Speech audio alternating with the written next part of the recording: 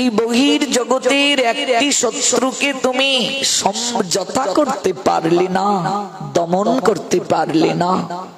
তুমি কি জানো তোমারই অন্তর জগতে আরো 6টি শত্রু আছে, যারা প্রতিনিয়ত তোমাকে বিপদে ধাবিত করছে। এই শত্রুকে যারা দমন করতে সমর্থ তারাই পরন্তপ। অশ্রদ্ধা ধনা পুরুষা ধর্মস্য অস্য পরন্তপ। হে পরন্তপ, ধর্ম প্রতিপালনে যাদের শ্রদ্ধা নেই, ধর্ম পালন করছে কিন্তু শ্রদ্ধাহীন ভাবে ধর্ম পালন করছে, কিন্তু এই আদর্শ হৃদয়ে লালন করছে না। করতে হই বলেই করা। কৃষ্ণ স্টুডিও চ্যানেলে আপনাকে স্বাগত।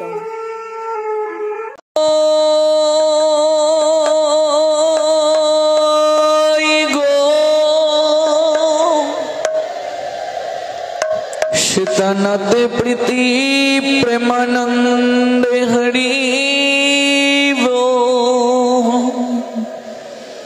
জয় জয়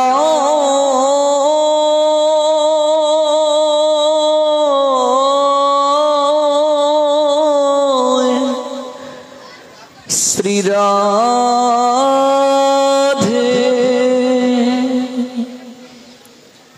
সকসদ হরি তেনো সমস্ত শাস্ত্র রুক্তস্তত ভাবত এব সদেবী কিন্তু প্রভুরি প্রিয় এব তস্য বন্দে গুরু শিরি চরণারবিন্দ নময় বিষ্ণুপদায় রথপৃষ্ঠায় ভূতলে শ্রীমতে ভক্তি প্রপন্ন জ্যোতি স্বামীতি নামিনে নমো আচার্য পদায় দৈন্য ভূষণ মুকুট মনে গুরু নমোদিতয়ে ক্ষমা ধৈর্য শিরমনে নময় মে শ্রীমতে ভক্তি কুসুম শ্রমণায় বৈ বিষ্ণুপদায় দেবায় কৃপা বিদয়ে নমো নমঃ শ্রী গৌর করুণামূর্তি কৃপা পূর্ণ কলেবর শ্রী ভক্তি কুসুম বন্দে রাধা কুঞ্জ নিবাসিন নময় বিষ্ণুপদায় কৃষ্ণ পৃষ্ঠায় ভূতলে শ্রীমতে ভক্তি সিদ্ধান্ত সরস্বতী নমিনে আনন্দ লীলাময় বিগ্রহায় হেমাবদী বৎসবী সুন্দরায় তস্मै মহাপ্রেম রস প্রদায় চৈতন্য চন্দ্রায় নমো নমস্তে ত্রিভঙ্গ ভঙ্গিমি রূপ বেনুরন্ধ্রকরাণে চিত গোপী মণ্ডল মধ্যস্থম শুভিত নন্দ নন্দন মহাপ্রসাদ জননী সর্ব সৌভাগ্যবর্ধিনী আদিবেদী হরা নিত্য তুলসী ত্বং নমস্তুতে শ্রী রূপী শ্রী সনাতন ভট্ট রঘুনাথ শ্রীজীব গোপাল ভট্ট দাস রঘুনাথ আমি এই ছয় গোসাই করি চরণ বন্দ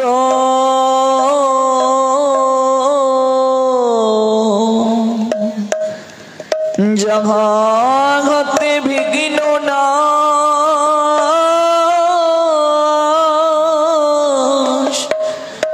अभीष्ट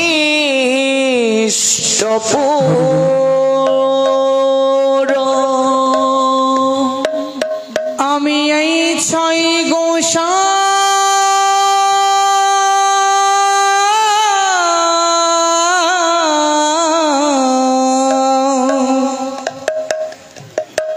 করি চরণ বন্দ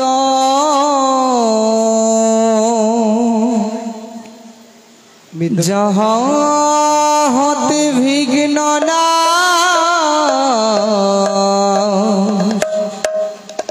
অভীষ্ট পূরণ এই ছয় গোসাই করি চরণ বন্দ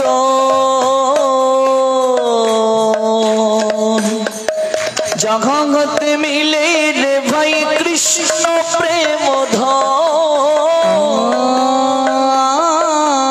এই ছয় গোসার করি চরণ বন্দন যাহা হতে মিলে রে ভাই কৃষ্ণ প্রেম ধন এই ছয় গোসাই যার মই তরোদা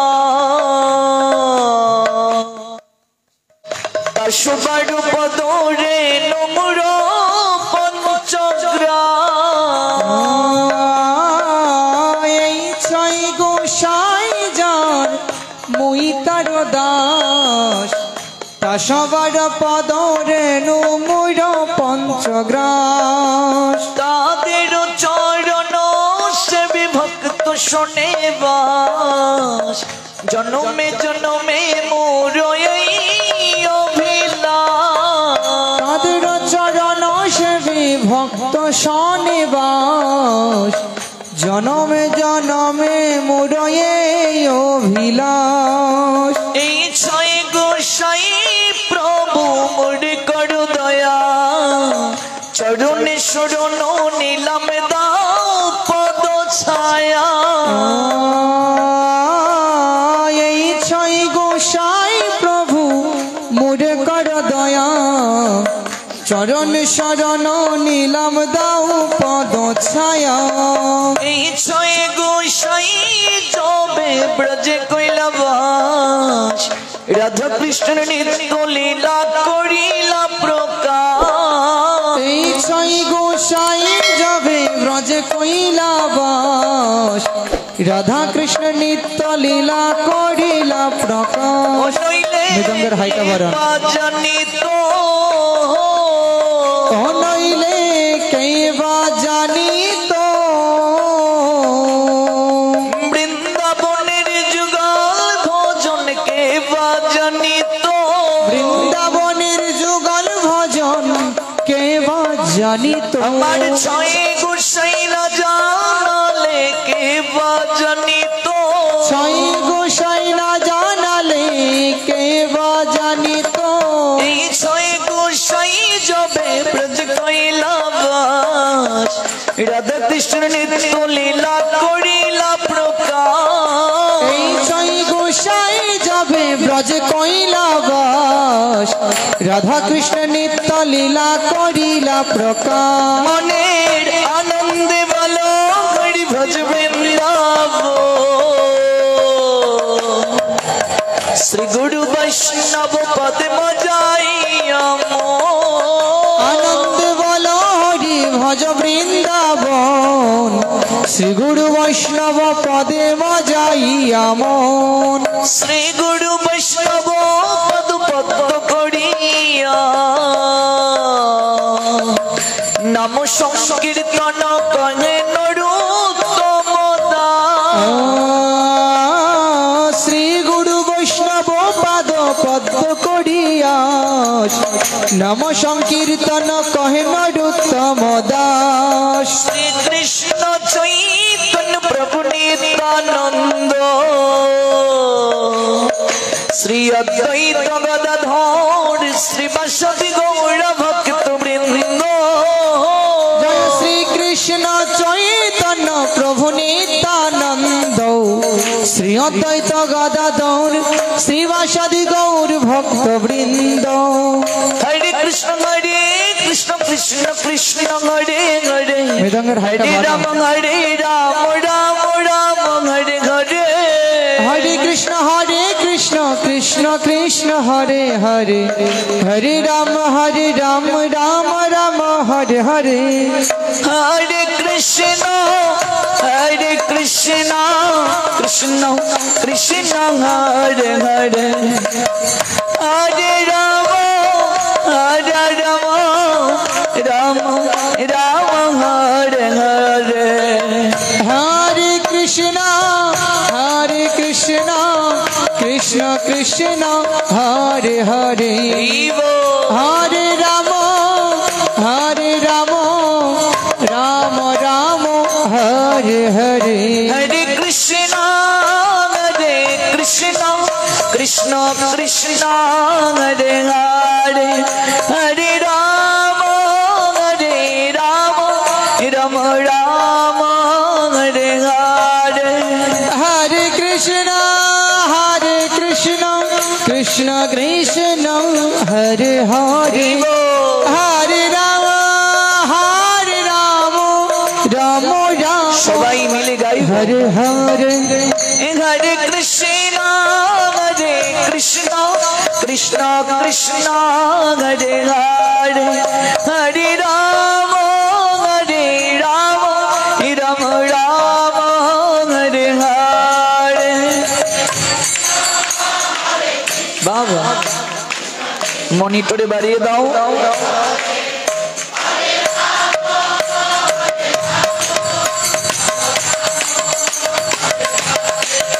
হরে কৃষ্ণ কৃষ্ণ কৃষ্ণ হরে হরে হরে রাম রাম রাম হরে হরে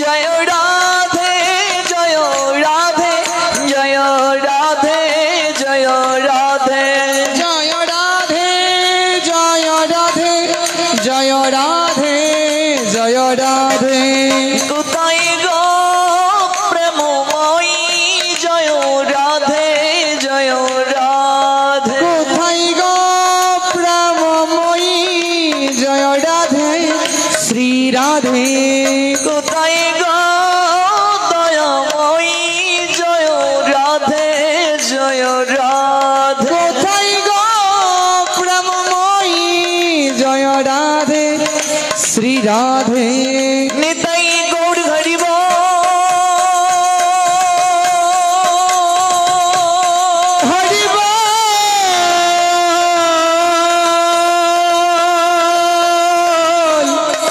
হরি বল হরি বল নিতাই গৌর হরি বল হরি বল হরি বল হরি বল হরি বল গৌর হরিব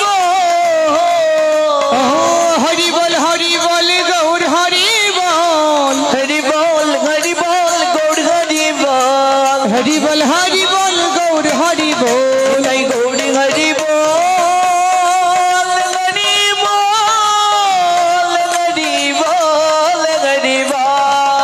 নিতাই গৌর হরি বল হরি বল হরি বল জয় জয় নিতাই গৌর সীতানা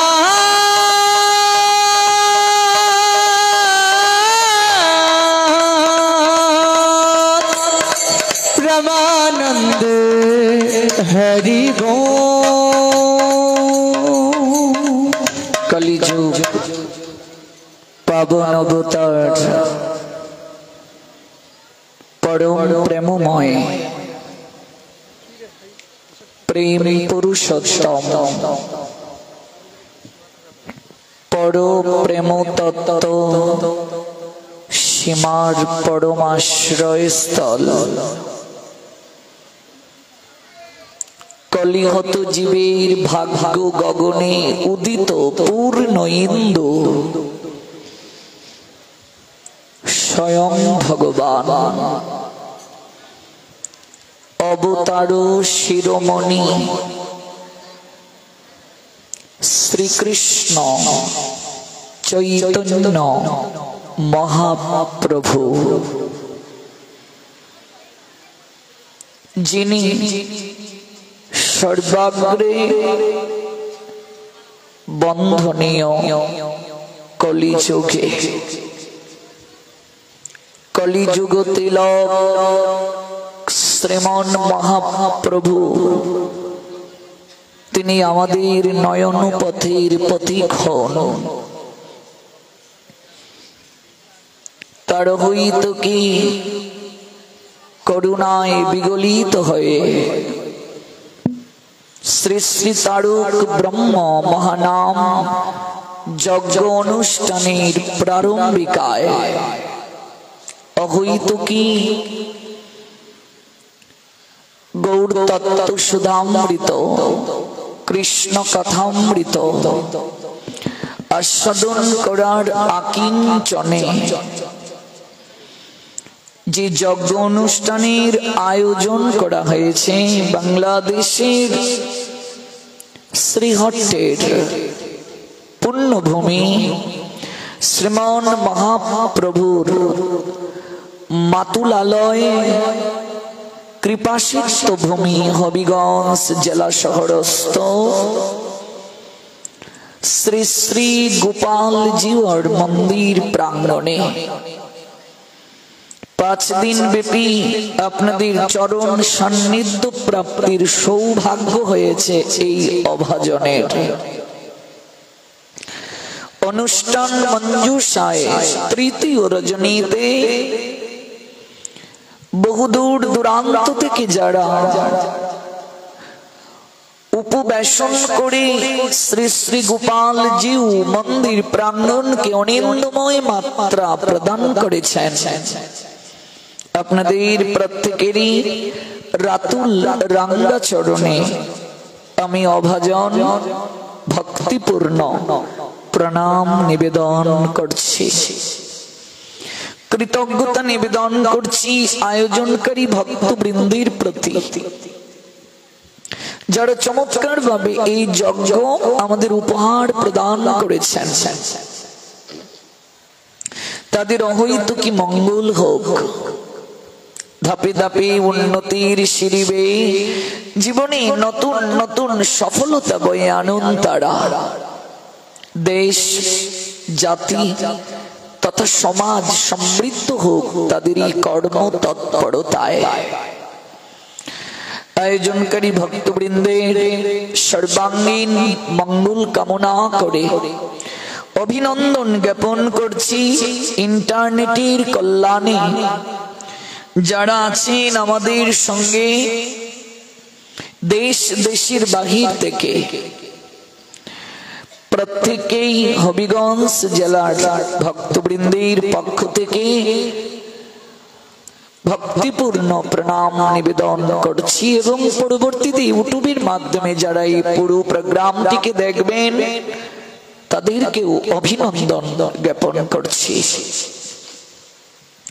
গতকাল যে স্থলে ভগবানের কথার বিশ্রাম টেনেছিলাম, আজ সেখান থেকেই পুনরায় শ্রবণ করব। তবে বিনম্র আবেদন এবং নিবেদন, আমরা যেটুকু সময় ভগবানের কথাকে শ্রবণ করব, আমাদের এই শ্রবণ যেন কায় মনোবাক্যে হয়, আমাদের এই শ্রবণ যেন শ্রদ্ধার সঙ্গে হয়। কেননা শ্রদ্ধাহীন হয়ে যদি কেউ ধর্ম প্রতিপালন করেন, তারা কোনোদিন গোবিন্দ কৃপা প্রাপ্ত হতে পারেন না। এই ধর্ম প্রতিপালন অরণ্যে রুদন ব্যতীত আর কিছু নয়। অশ্রদ্ধা ধনা পুরুষা ধর্মস্য, ধর্মস্য মানে ধর্মের, অশ্রদ্ধা ধনা পুরুষা যে ব্যক্তি ধর্ম প্রতিপালন করছে, কেমন ভাবে? শ্রদ্ধাহীন ভাবে। পরন্তপ অর্জুনের একটি নাম। পরন্তপ কাকে বলে? শত্রুকে যিনি দমন করতে সমর্থ। বহির জগতের শত্রু থেকেও সবচেয়ে বড় শত্রু আমাদের অন্তর জগতে। মুর্শিদাবাদ জেলার জমিদার লালা বাবুকে তার গুরুদেব বলেছিলেন, লালা, জমিদারি পিছনে ছেড়ে আসতে পারলে শত্রুতা পিছনে ছেড়ে আসতে পারলে না। এই বহির জগতের একটি শত্রুকে তুমি সমঝোতা করতে পারলে না, দমন করতে পারলে না। তুমি কি জানো তোমারই অন্তর জগতে আরো 6টি শত্রু আছে, যারা প্রতিনিয়ত তোমাকে বিপদে ধাবিত করছে। এই শত্রুকে যারা দমন করতে সমর্থ, তারাই পরন্তপ। অশ্রদ্ধা ধনা পুরুষা ধর্মস্য অস্য পরন্তপ। হে পরন্তপ, ধর্ম প্রতিপালনে যাদের শ্রদ্ধা নেই, ধর্ম পালন করছে কিন্তু শ্রদ্ধাহীন ভাবে ধর্ম পালন করছে, কিন্তু এই আদর্শ হৃদয়ে লালন করছে না। করতে হয় বলি করা। যে অনুষ্ঠান মানুষের চিত্তে অনুভূতির সঞ্চার করে এবং সেই অনুভূতি মানুষের জীবনে আচরণ করতে বাধ্য করে, তাই হলো ধর্ম অনুষ্ঠান। ধর্ম অনুষ্ঠানের সংজ্ঞা মহাজন কি দিয়েছেন? যে অনুষ্ঠান মানুষের জীবনে অনুভূতির সঞ্চার করে। যে কত লোককে আমি প্রসাদ পাওয়ালাম সেটি মুখ্য নয়, কত লোক অনুষ্ঠানে এলেন সেটি মুখ্য নয়, কতজনের চিত্তে এই অনুষ্ঠান ধর্মের অনুভূতির সঞ্চার করেছে। আর শুধু অনুভূতির সঞ্চার করলে হবে না, কতজন এই আদর্শকে হৃদয়ে লালন করে আচরণ করেছেন সেটি মুখ্য, সেটি ধর্ম অনুষ্ঠান বলে গণ্য। কিন্তু সেই অনুষ্ঠান যদি শ্রদ্ধাহীন ভাবে পরন্তপ কেউ প্রতিপালন করে, অপ্রাপ্য মাম, কোনদিন তারা আমায় পাবে না। মাধব, তোমাকে যদি কেউ প্রাপ্ত না হয় তার গতি কি হবে? নিবর্তন্তে মৃত্যু সংসার বর্তনী। আমাকে যদি কেউ প্রাপ্ত না হয়, বারংবার জন্ম মৃত্যুর চক্রবুহে তাকে আবর্তিত হতে হবে। এই মৃত্যুময় কূপে বারংবার তাকে ফিরে আসতে হবে। শুধু এই লোক নয় পার্থ, ব্রহ্মলোক পর্যন্ত যদি কেউ যায় সেখানেও তার স্থায়িত্ব নেই, সেখান থেকেও ফিরে আসতে হবে। শুধু এই লোক নয়, ব্রহ্মলোক পর্যন্ত যদি কেউ যায় সেখান থেকেও তাকে ফিরে আসতে হবে। ব্রহ্মা ভবনাৎ লোকা পুনঃ আবর্তিন অর্জুন। শুধু এই লোকে নয়, ব্রহ্মলোকেও যদি কেউ যায় সেখান থেকেও তাকে ফিরে আসতে হবে। মাম উপেত্য তোকন্তেয় পুনর্জন্ম ন বিদ্যতে। কেবল সেই ব্যক্তিরই আসা যাওয়া বারণ হবে যে আমার চরণ প্রাপ্ত হবে। এই চেতনা যার চিত্তে জাগ্রত হয়, যে অনুষ্ঠানের মাধ্যমে জাগ্রত হয়, সেটি ধর্ম অনুষ্ঠান, আর সেই ব্যক্তি ভাগ্যবান, সেই ব্যক্তি ভাগ্যবতী। ব্রহ্মলোক পর্যন্ত গেলেও ফিরে আসতে হয়। লোক কয়টি? আমরা অনেকে এই বিষয়গুলো সম্পর্কে অবগত নই। মনে রাখবেন, তল, বিতল, সুতল, তলাতল, রসাতল, মহাতল, পাতাল, ভূলোক, ভুবলোক, স্বর্গলোক, মহরলোক, জনলোক, তপলোক, সত্যলোক। কোন লোকে কারা যায়? কোন লোকে কাদের স্থায়িত্ব হয়? দুর্ভাগ্য হলেও সত্য, স্বর্গের উপরে যতগুলো লোক আছে তাদের সম্পর্কে আমাদের অনেকেরই ধারণা নাই। মরার পরে এখনো মানুষ স্বর্গীয় শব্দটা লিখে রাখে। মরার পরে পরিচয় দিই আমরা স্বর্গীয় বলে। এটি তো শাস্ত্র সমর্থন করেন নাই। গীতায় ভগবান বলছেন, অল্প বুদ্ধি সম্পন্ন ব্যক্তি তারাই তো স্বর্গ কামনায় কর্ম সম্পাদন করে। এমনকি স্বর্গ কামনায় শ্রাদ্ধ করাটাও অল্প বুদ্ধি সম্পন্ন ব্যক্তির কর্তব্য, কিংবা অল্প বুদ্ধি সম্পন্ন ব্যক্তির কার্য। কারণ স্বর্গটা তো ক্ষণস্থায়ী জায়গা। নরোত্তম দাস ঠাকুর প্রেম ভক্তি চন্দ্রিকা গ্রন্থে বলছেন, কোন কৃষ্ণ ভক্ত যদি পুণ্যের কামনায়, কোন পুণ্য কামনায় যদি ভগবানের কার্য করে, কথা লক্ষ্য করবেন, প্রেম ভক্তি চন্দ্রিকাতে নরোত্তম দাস ঠাকুর বলছেন, কোন কৃষ্ণ ভক্ত যদি পুণ্য কামনায় কোন কার্য করে, কিংবা স্বর্গের আশায় কার্য করে, অনন্তকাল পরিভ্রমণ করবে, কোনদিন কৃষ্ণ প্রেম লাভ করতে পারবে না। চৈতন্য চরিতামৃতে স্পষ্ট লেখা আছে, পুণ্য কর্ম সম্পাদন করাও কৃষ্ণ ভক্তি লাভের প্রতিবন্ধকতা।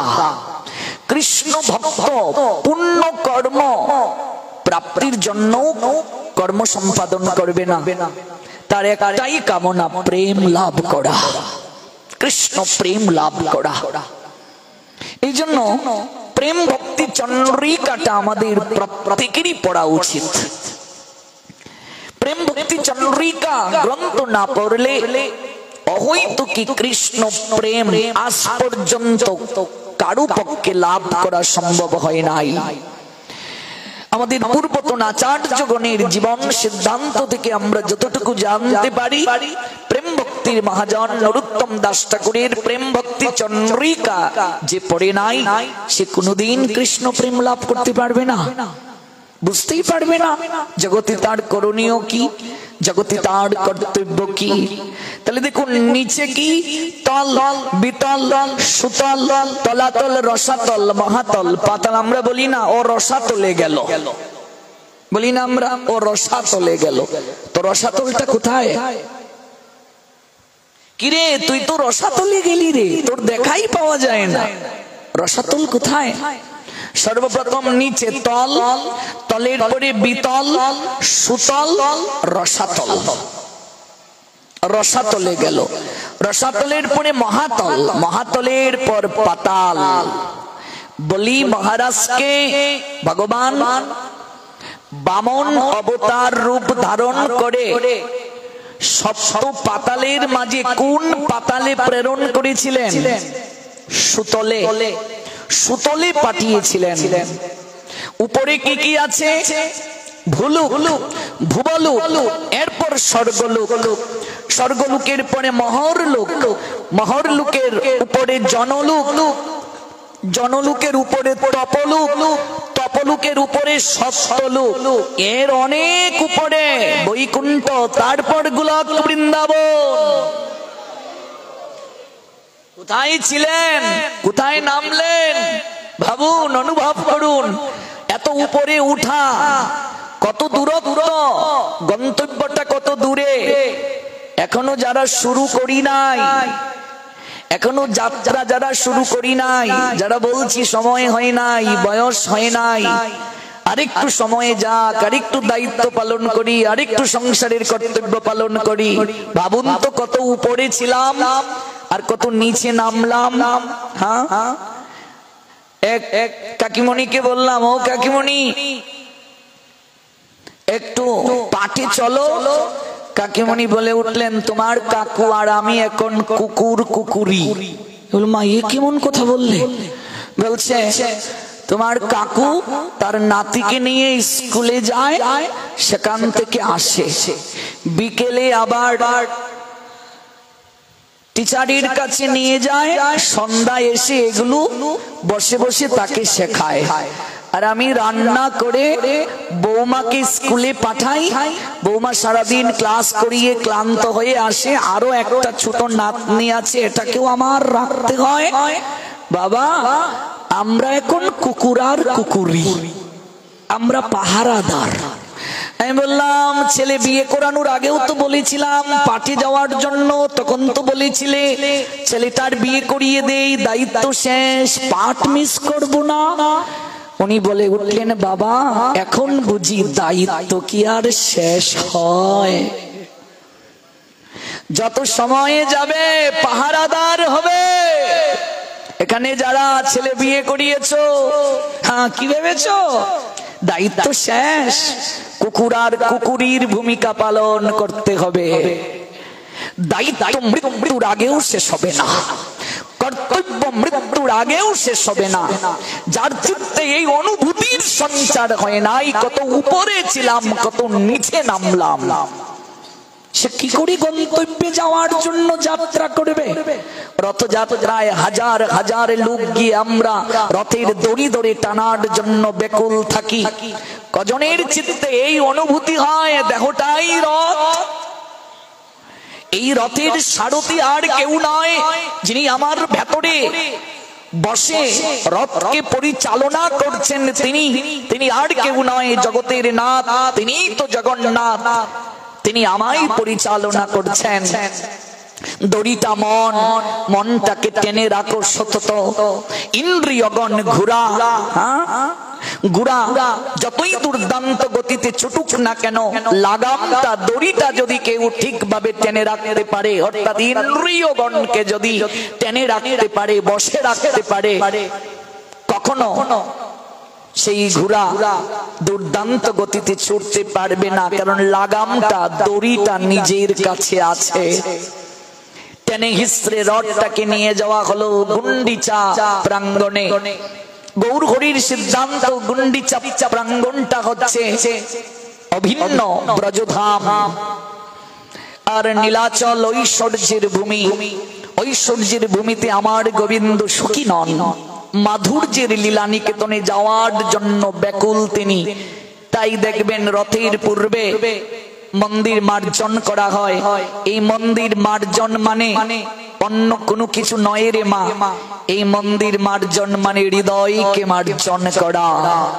হৃদয়ের মাঝে ময়লা রয়ে গেল আর আঙ্গিনায় গিয়ে আমি ঘষলাম, কিছু লাভ হবে না। ব্রজ গোপিকাগণ মার্জন করছেন এই হৃদয় অঙ্গনকে, এই হৃদয় অঙ্গনে হৃদয়ে সাজবে। কতকাল ধরে অপেক্ষা করছি তার জন্য। হৃদয়ে গ্রাহী হৃদয় অঙ্গনে এসে লীলা বিলাস করবেন, এটা গৌর হরির সিদ্ধান্ত, এটাই তত্ত্ব। আর লীলাগত দিক থেকে 18টি পুত্রকে ইন্দ্রদুম্ন রাজা বলিদান করেছিলেন। যারা নীলাচলে গিয়েছেন 18 নালা দর্শন করেছেন কিনা জানি না, যদি না করে থাকেন সর্বপ্রথম 18 নালা দর্শন করেই পুরীতে জগন্নাথ দর্শনে যেতে হয়। ইন্দ্রদুম্ন রাজা তার 18টি পুত্রকে বলি দিয়েছিলেন। যখন প্রভু জগন্নাথ তার কাছে বলেছিলেন, ইন্দ্রদুম্ন তোমার মাধ্যমে তো আমি জগতে প্রকাশ হলাম, বলো তুমি আমার কাছে কি বর চাও? ইন্দ্রদুম্ন রাজা বলেছিলেন, প্রভু যদি বর দিতে হয় তুমি আমায় নির্বংশ করে দাও, নিঃসন্তান করে দাও, আমার যেন কোনো বংশ না থাকে, সন্তান না থাকে। এ কেমন বর চাইছো ইন্দ্রদুম্ন? বলছেন, আমার যদি সন্তান থাকে, এই যে পুরীর মন্দির ওরা পরবর্তীতে নিজের মালিকানা দাবি করবে। এটা আমাদের মন্দির, এটা আমার পূর্বপুরুষ করেছে। আজকাল তাই হয়, মন্দির নিয়ে মারামারি। মন্দির কারো ব্যক্তিগত হয় না। ভগবানকে জমি দিয়ে অহংকার করতে নেই। তাকে কি জমি দেব? এক জায়গায় গিয়েছি, 5-7 দিন স্লিপ আসে, প্রতিদিনই বলতে হবে যিনি ভূমি দিয়েছেন লিখে দিয়েছে, যিনি ভূমি দিয়েছেন প্রতিদিন 5 মিনিট পাঠের আগে তাকে নিয়ে বলতে হবে। আমি বললাম আমি পাঠ করব না, অন্য কাউকে এনে করান। ভূমি দিয়েছে 5 মিনিট, তাকে নিয়ে বলতে হবে পাঠে। আমি ভাবলাম কতটা জ্ঞানহীন এই জগতে নগ্ন হয়ে এসেছিলাম আমরা। লজ্জা নিবারণের কাপড়ও নিয়ে আসি নাই। ভগবানের সকল কিছু আমরা গ্রহণ করেছি, ভগবানের সকল কিছু আমরা ব্যবহার করছি। তার প্রদত্ত সম্পদ তাকে দেব, এটাই তো শাস্ত্রের কথা। অথচ কত দাম্ভিকতা। আমি ভগবানের জন্য 10% জায়গা দিয়েছি। ভগবান হাসেন, ওরে তুই জায়গা কি করে দিলি রে? তোর কি আছে রে? তুই আমায় দিবি? আমার ধন আমাকে দেবে, এই নিয়েও এত দাম্ভিকতা। ইন্দ্রদম্ন বললেন আমার যেন বংশ না থাকে, নির্বংশ করে দাও, সন্তান যেন না থাকে আমার জগতে। এমন ত্যাগ কে করেছে দেখান তো? এই জন্য পূজ্য ইন্দ্রদম্ন। কিন্তু গুন্ডিচা কেঁদে উঠলেন, আমায় মা বলে কি ডাকবে?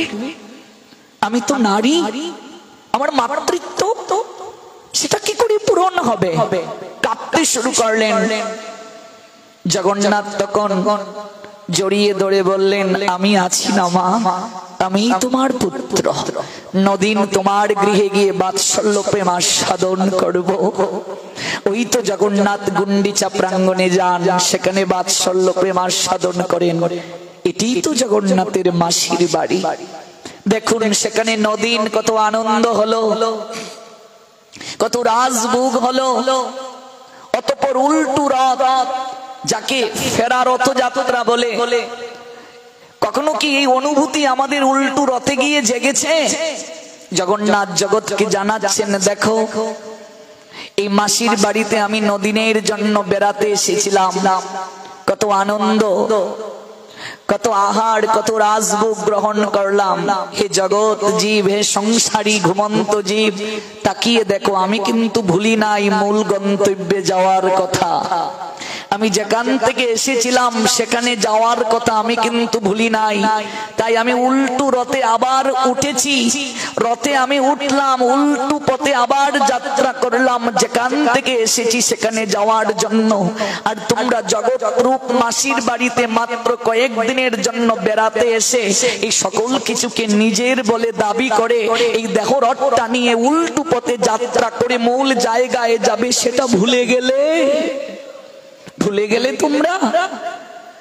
এই দেহ রথটা নিয়ে যেখান থেকে তোমরা এসেছিলে ওই সেখানে যাওয়ার জন্য উল্টো পথে তোমাদের যে যাত্রা করা দরকার সেটা ভুলে গেলে।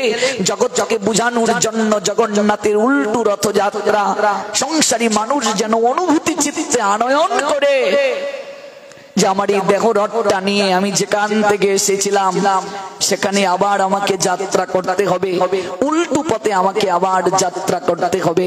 তো ছিলাম কোথায় ভাবুন তো? কত দূর ছিলাম, সেখান থেকে কত নিচে নামলাম। এটাকে কি বলে? জম্বুদ্বীপ। ভাবুন কোথায় ছিলাম, কোথায় নামলাম। আবার ওই জায়গায় যেতে গেলে কতটা কষ্ট করতে হবে, কতটা সাধনা প্রয়োজন, কত দূর, কতটা দূরত্ব সেখানে যাত্রা করাটা। প্রাতকালে যদি না হয় তাহলে তো সন্ধ্যা হয়ে যাবে, জীবন সায়ান্ন আসবে, অন্ধকার হয়ে যাবে চারিদিক। কি করে ছুটব? পৃথিবী থেকে উত্তর দিকে প্রথম হলো ধ্রুবলোকের স্থান, এগুলো ভাগবতে আছে। পৃথিবী থেকে প্রথম উত্তর দিকে ধ্রুবলোক। এই ধ্রুবলোকটা উত্তানপাদের পুত্র ধ্রুবের নামানুসারে ভগবান তার নামে একটা লোকের সৃজন করলেন, ধ্রুবলোক। ধ্রুবলোকের উপরে রয়েছে মহরলোক, মহরলোকের উপরে আছে জনলোক, জনলোকের উপরে আছে তপলোক, তপলোকের উপরে আছে সত্যলোক, সত্যলোকের উপরে আছে বৈকুণ্ঠ ধাম, যেখানে ভগবান শ্রী নারায়ণ অবস্থান করেন লক্ষ্মী দেবীকে নিয়ে। বৈকুণ্ঠে রাধারানী থাকেন না, আপনি বৈকুণ্ঠে গেলে রাধারানীকে পাবেন না, গোবিন্দকেও পাবেন না। বৈকুণ্ঠে গেলে গোবিন্দ পাবেন না, রাধারানী পাবেন না। আমরা প্রতিদিন যে হরিনাম করছি মা, আমরা যে হরিনাম করছি, যদি কেউ বলে আমি হরিনাম করছি তাহলেও সে অপরাধ করছে। চিন্ময় কোন শব্দ কেউ করতে পারে না। যদি কেউ আপনাকে বলে আপনি কি হরিনাম করছেন, হ্যাঁ বাবা আমি 16 মালা হরিনাম করছি, এমন করে কখনো বলবেন না। বলতে হবে নাম প্রভু কৃপা করে আমায় দিয়ে করাচ্ছেন। বাক্যটা কি হবে? নাম প্রভু আমায় দিয়ে করাচ্ছেন। কারণ চিন্ময় কোন শব্দ এই জড়মুখ দ্বারা উচ্চারণ কখনো সম্ভব নয়।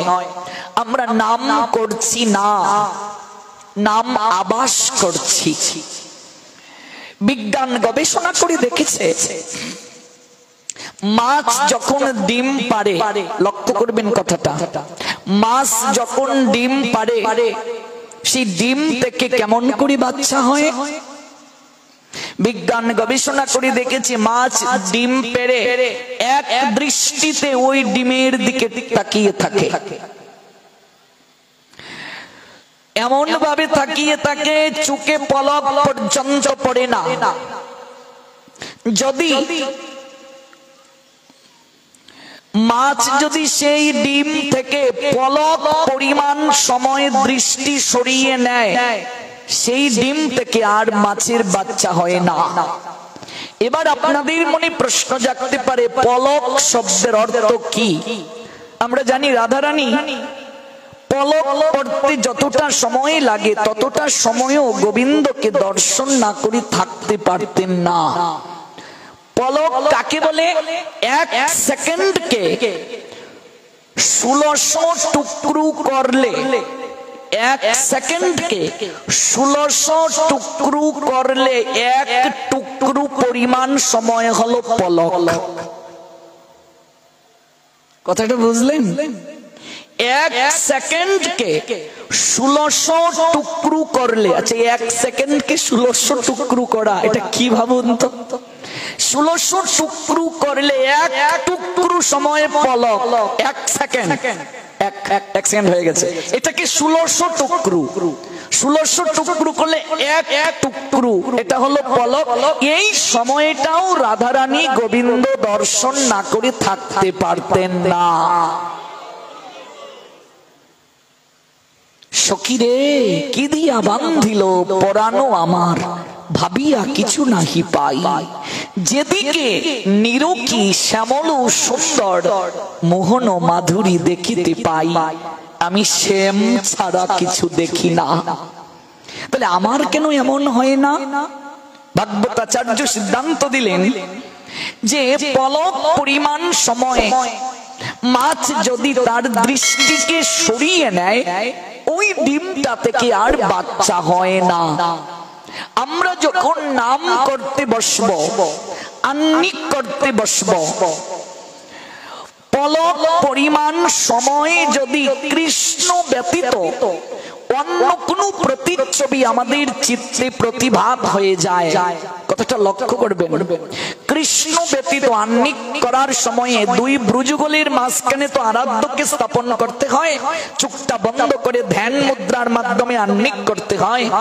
পলক পরিমাণ সময়ে যদি আরাধ্য ভগবান ব্যতীত অন্য কোন প্রতিচ্ছবি হৃদয়ে প্রতিভাত হয়ে যায়, কিংবা পলক পরিমাণ সময়ে যদি অন্য চিন্তা কৃষ্ণ নাম করতে এসে যায়, ভাগবতাচার্য সিদ্ধান্ত দিলেন সেদিন আপনার নাম করা হলো না, নাম আবাস করা হলো।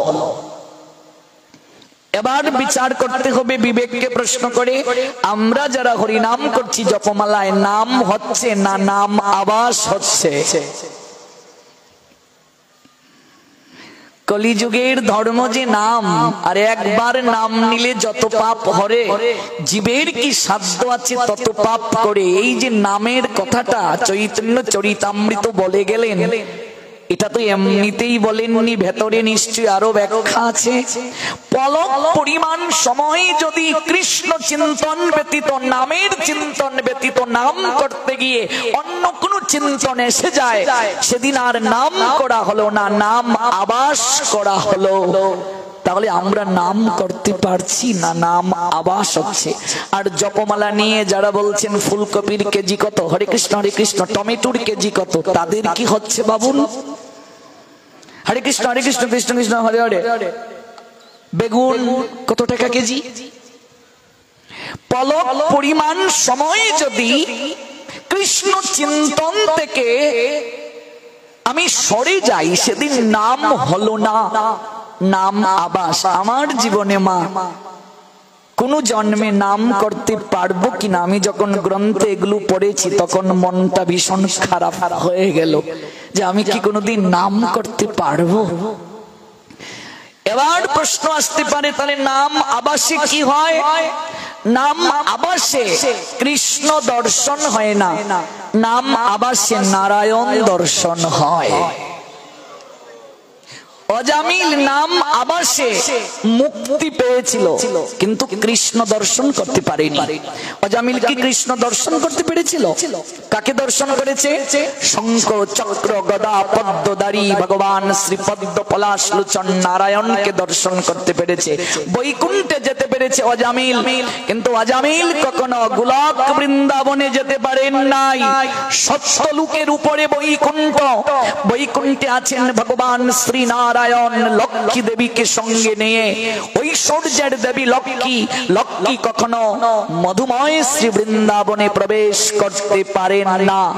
এই জন্য চৈতন্য চরিতামৃতে আছে হেরা পঞ্চমী তিথি, যেখানে লক্ষ্মী তার সখীদেরকে নিয়ে জগন্নাথকে আনয়নের জন্য বৃন্দাবনে গমন করতে চেয়েছিলেন, কিন্তু পারেন নাই। তাহলে দেখুন, সপ্তলোকের উপরে বৈকুণ্ঠ, এগুলো জানা দরকার। কিন্তু আজকে স্বর্গের লোভ দেখিয়ে সনাতনী অনেক হিন্দুর ছেলে মেয়েকে কনভার্ট করা হচ্ছে ধর্ম থেকে। জানে না ওরা যে সনাতনী হিন্দুরা স্বর্গে যেতে চায় না, স্বর্গে বুকা লোকেরা যেতে চায়। গীতায় গোবিন্দ বলছেন স্বর্গে যেতে চায় বেয়াক্কেল যারা, বুকা যারা, ওরাই স্বর্গে যেতে চায়। স্বর্গের উপরে অনেক লোক রয়েছে। কেউ মারা গেলে মৃত ব্যক্তিকে সমাজে পরিচয় করতে স্বর্গীয় শব্দটাও লেখা অনুচিত, কারণ আমার পিতা দেহ রেখেছেন, তিনি স্বর্গে না গিয়ে তিনি তো জনলোকেও যেতে পারেন, তপলোকেও যেতে পারেন, তিনি তো পিতৃলোকেও যেতে পারেন, বৈকুণ্ঠেও যেতে পারেন, গোলক বৃন্দাবনেও যেতে পারেন। এবার মনে করুন আমার বাবা চলে গেলেন বৈকুণ্ঠে, আর আমি লিখে রাখলাম স্বর্গীয়, তাহলে তাকে নিচে রাখলাম না?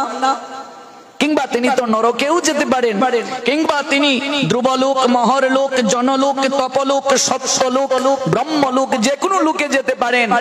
এই জন্য মৃত ব্যক্তির নাম সমাজে বলতে গিয়ে স্বর্গীয় না লিখে আচার্যগণ সিদ্ধান্ত দিলেন এখানে লিখতে হবে পরলোকগত। কি লিখতে হবে?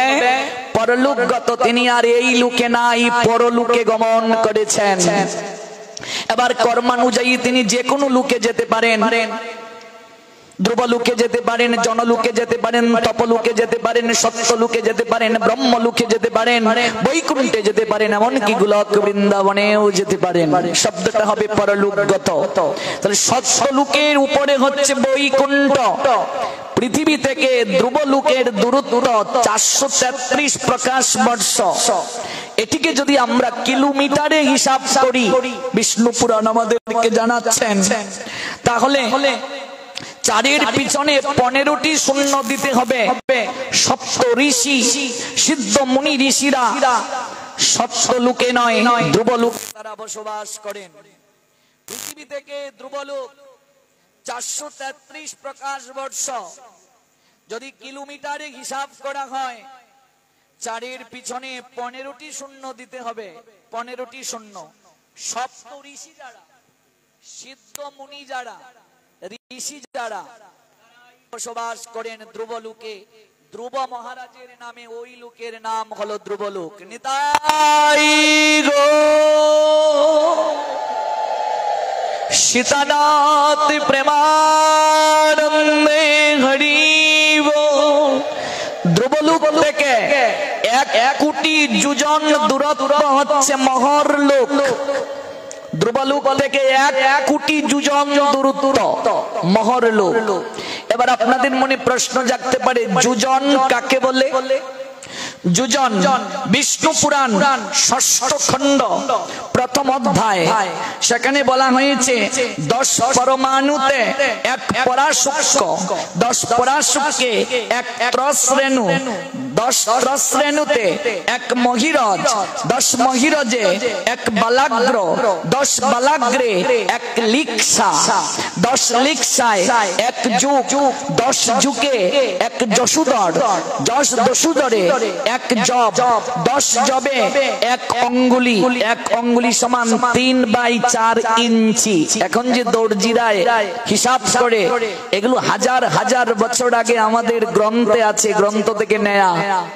এই যে ঘড়ি আবিষ্কৃত হয়েছে, যখন ঘড়ি আবিষ্কৃত হয় নাই তখন সময় কিভাবে দেখা হতো? হাজার হাজার বছর আগে আমাদের ঋষিরা সেই সময় দেখার নিয়ম বলে দিয়েছেন। প্রহরের হিসাব এসেছে। এখনো দেখবেন আমাদের সমাজে নাম যজ্ঞে আমরা ঘন্টা বলি না, আমরা প্রহর বলি। এগুলো সনাতনী হিন্দুদের থেকে নেয়া। কারণ পৃথিবীতে যখন কোন স্কুল কলেজ আবিষ্কৃত হয় নাই, তখনও সনাতন ধর্মে জ্ঞান দেওয়ার জন্য পাঠশালা ছিল, আশ্রম ছিল, যাকে টুল বলা হতো। প্রাচীন সময়ে এতটা বিজ্ঞান এবং দর্শনের উপর প্রতিষ্ঠিত প্রাচীন ধর্ম এই সনাতন। আমরা ঋষির সন্তান, সেই ঋষির বীর্য আমাদের শরীরে থাকার পরও আমরা আচরণে দিন থেকে দিন যবন ম্লেচ্ছ হয়ে যাচ্ছি। 6 অঙ্গুলিতে এক পদ, 2 পদে এক বিতস্তি, 2 বিতস্তিতে এক হাত, 4 হাতে এক ধনু, এক হাত সমান 1.5 ফুট, এক ধনুতে 6 ফুট, 200 ধনুতে এক গব্বুতি, এক গব্বুতিতে 12,000 ফুট, 4 গব্বুতিতে এক যোজন। যোজন শব্দটা পেলেন তো? এক যোজন সমান 9.09 মাইল। এক যোজন সমান কত? 9.09 মাইল। এটাকে কিলোমিটারে হিসাব করলে এক যোজন সমান 14.63 কিলোমিটার। এখান থেকে বৈকুণ্ঠের দূরত্ব কত আপনাদেরকে জানাচ্ছি, কত উপরে যেতে হবে। শুধু যে প্রণাম দিয়ে গোবিন্দকে, গোবিন্দ আর সংসার ভালো লাগে না, তোমার কাছে নাও। কোথায় যাবে, কত দূর যেতে হবে জেনে যাও, এত সহজ নয়।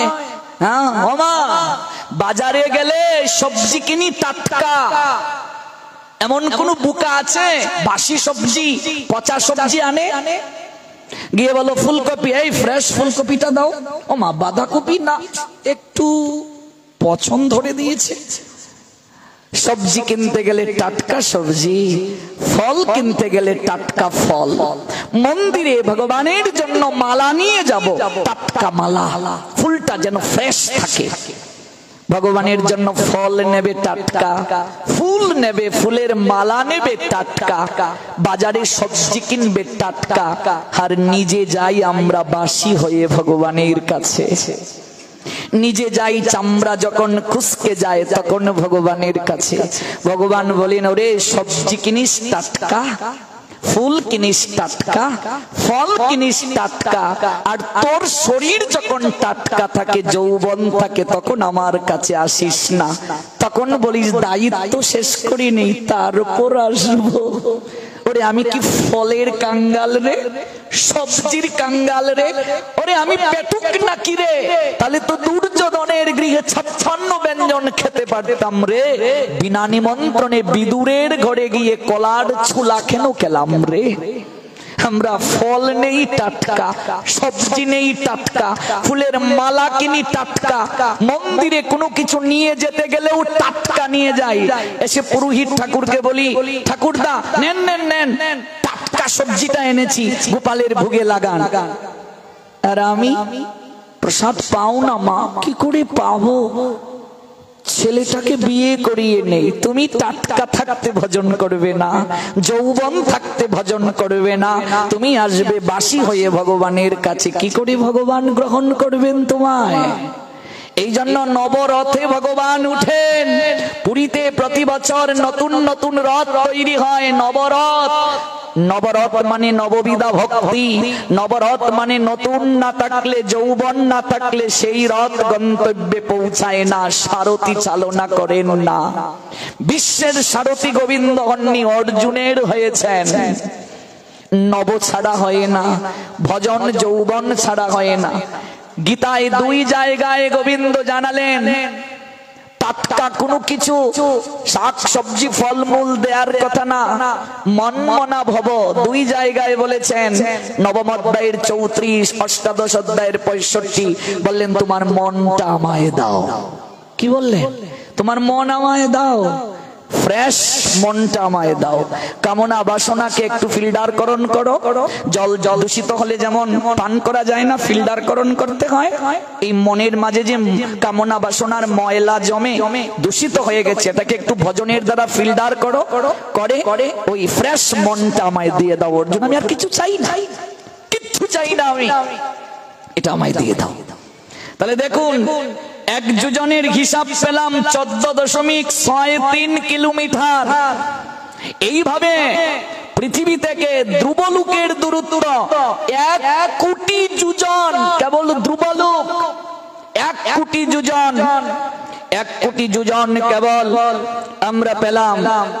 সেই ধ্রুবলোক থেকে 1 কোটি যোজন দূরত্ব মহরলোক। মহরলোক থেকে 2 কোটি যোজন জনলোক।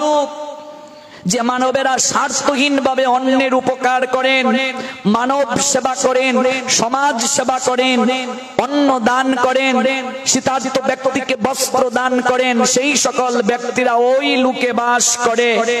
জনলোক থেকে 8 কোটি যোজন দূরত্ব তপলোক। তপলোক থেকে 12 কোটি যোজন সত্যলোক, যেখানে পরম পিতা ব্রহ্মা বাস করেন, যাকে সত্যলোক বলা হয়।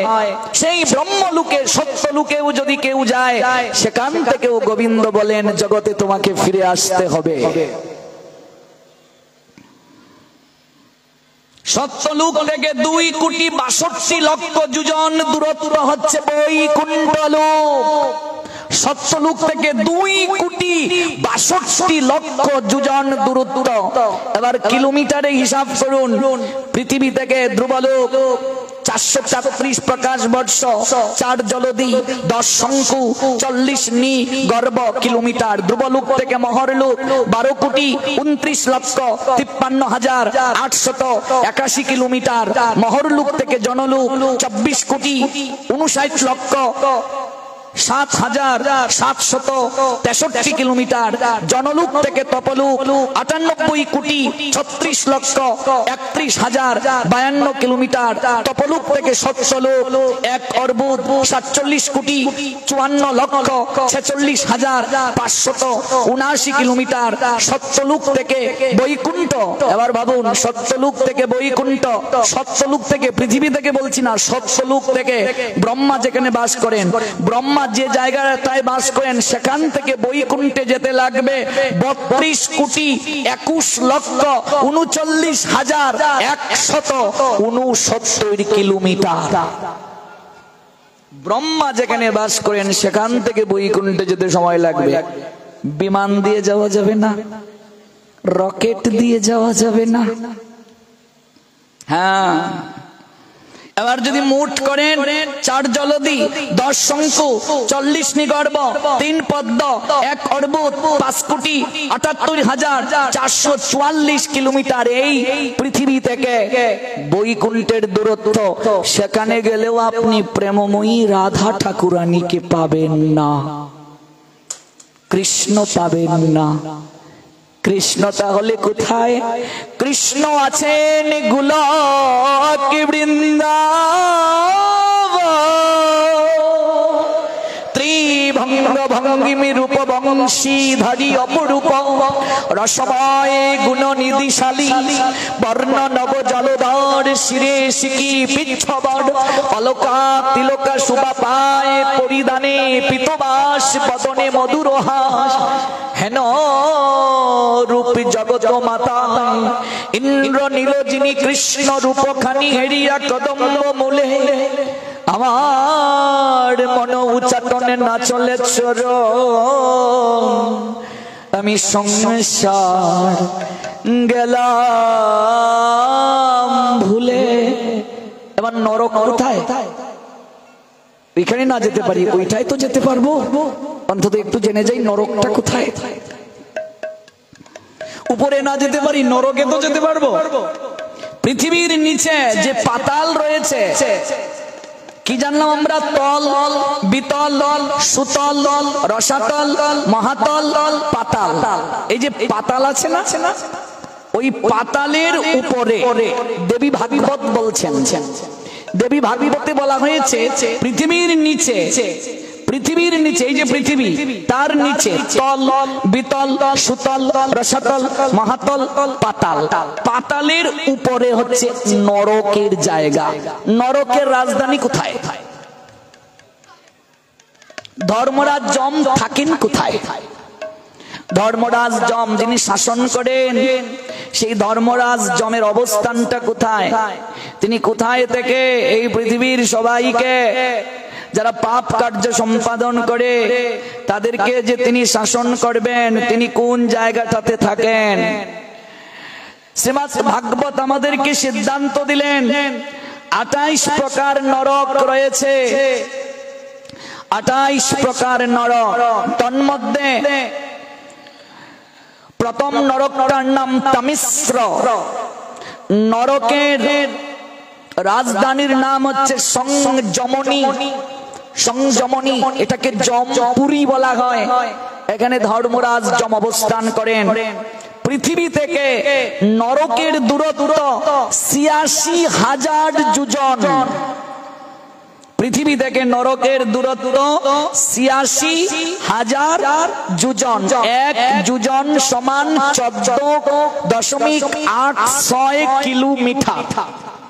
এইভাবে 86,000 যোজন হচ্ছে নরকের দূরত্ব। বিজ্ঞান গবেষণা করে দেখেছে কোন রকেটও এত ঊর্ধ্বে যেতে পারবে না। তার মানে যারা চিন্তা করছে রকেট দ্বারা দেখে আসবো নরকটা কেমন, সম্ভব নয়। কারণ কেউ জীবিত অবস্থায় নরকে যেতে পারে না। কেউ জীবিত অবস্থায় এই লোকগুলোতে যেতে পারে না। কিন্তু কেউ যদি বৈকুণ্ঠে যাওয়ার জন্য কর্ম সম্পাদন করে, এই যে এত উপরে বৈকুণ্ঠের কথা জানলাম, সে যদি 90 বছরের বৃদ্ধাও হয়, দেহ রাখার সঙ্গে সঙ্গে তার দেহটা 14 বছরের কিশোরীর রূপ ধারণ হয়ে যাবে। তৎক্ষণাৎ বিষ্ণু দূতেরা তার দেহটাকে পরিক্রমা করে প্রণাম দিয়ে আপন মমত্বে ওই বৈকুণ্ঠে চামর বেজন করতে করতে নিয়ে যাবে। বৈকুণ্ঠের ভাষা গানে গানে, বৈকুণ্ঠের চলন নৃত্যের ভঙ্গিমায়। বৈকুণ্ঠে গেলে আপনি বৃদ্ধা হবেন না, আপনার চামড়া খুশকে যাবে না, আপনাকে চুলে কলপ দিতে হবে না। বৈকুণ্ঠে গেলে চির নবীন থাকবে মানুষ। 14 বছরের কিশোরী, 14 বছরের কিশোর। আর স্বর্গে গেলে 18 বছরের যুবতী। আর বৈকুণ্ঠে গেলে 14 বছরের কিশোরী, 14 বছরের কিশোর। 28 প্রকার নরকের মাঝে প্রথম নরক তামিশ্র, দ্বিতীয় নরক অন্ধ তামিশ্র, তৃতীয় নরক রৌরব, তারপর হচ্ছে মহারৌরব। আর যারা ধর্ম ত্যাগ করে অন্য ধর্ম গ্রহণ করে তারা অসিপত্রবন নামক নরকে গমন করে। এটা হলো 7 নম্বর নরক। ধর্ম ত্যাগকারী ব্যক্তিকে অসিপত্রবন নরকে নিয়ে যাওয়া হয়। এই নরকটা কেমন? অসি শব্দের অর্থ কি? আমরা একটা ভাব সম্প্রসারণ পড়েছিলাম, অসির চেয়ে মসি বড়। পড়েছেন কিনা? মসি কাকে বলে? মসি, মসি শব্দের অর্থ হচ্ছে কলম। অসি শব্দের অর্থ হচ্ছে তলোয়ার। অসিপত্র বন, ওই নরকটা বনে আচ্ছাদিত, আর বনগুলো তলোয়ারের নিয়ায়, চারিদিক খুর ধারালু। যে ব্যক্তি ধর্ম ত্যাগ করে সেই ব্যক্তিকে অসিপত্র বন নরকে নিয়ে গিয়ে অঙ্গ প্রত্যঙ্গ গুলো করে কর্তন করা হয়। দেখ দেখ দেখ দেখ দেখ কেমন আনন্দ। ধর্ম ত্যাগ করলে কেমন অসিপত্র বন নরকে নিয়ে যাওয়া হয়। আর এরপরে নরক কুম্ভিপাক, যারা নিরীহ পশু পাখিকে বধ করে রন্ধন করে জিহ্বার লালসায় খায়, ভাগবত বলছে ওরা কুম্ভিপাক নরকে নিয়ে যাবে। কুম্ভিপাক নরকে যাওয়া হয়।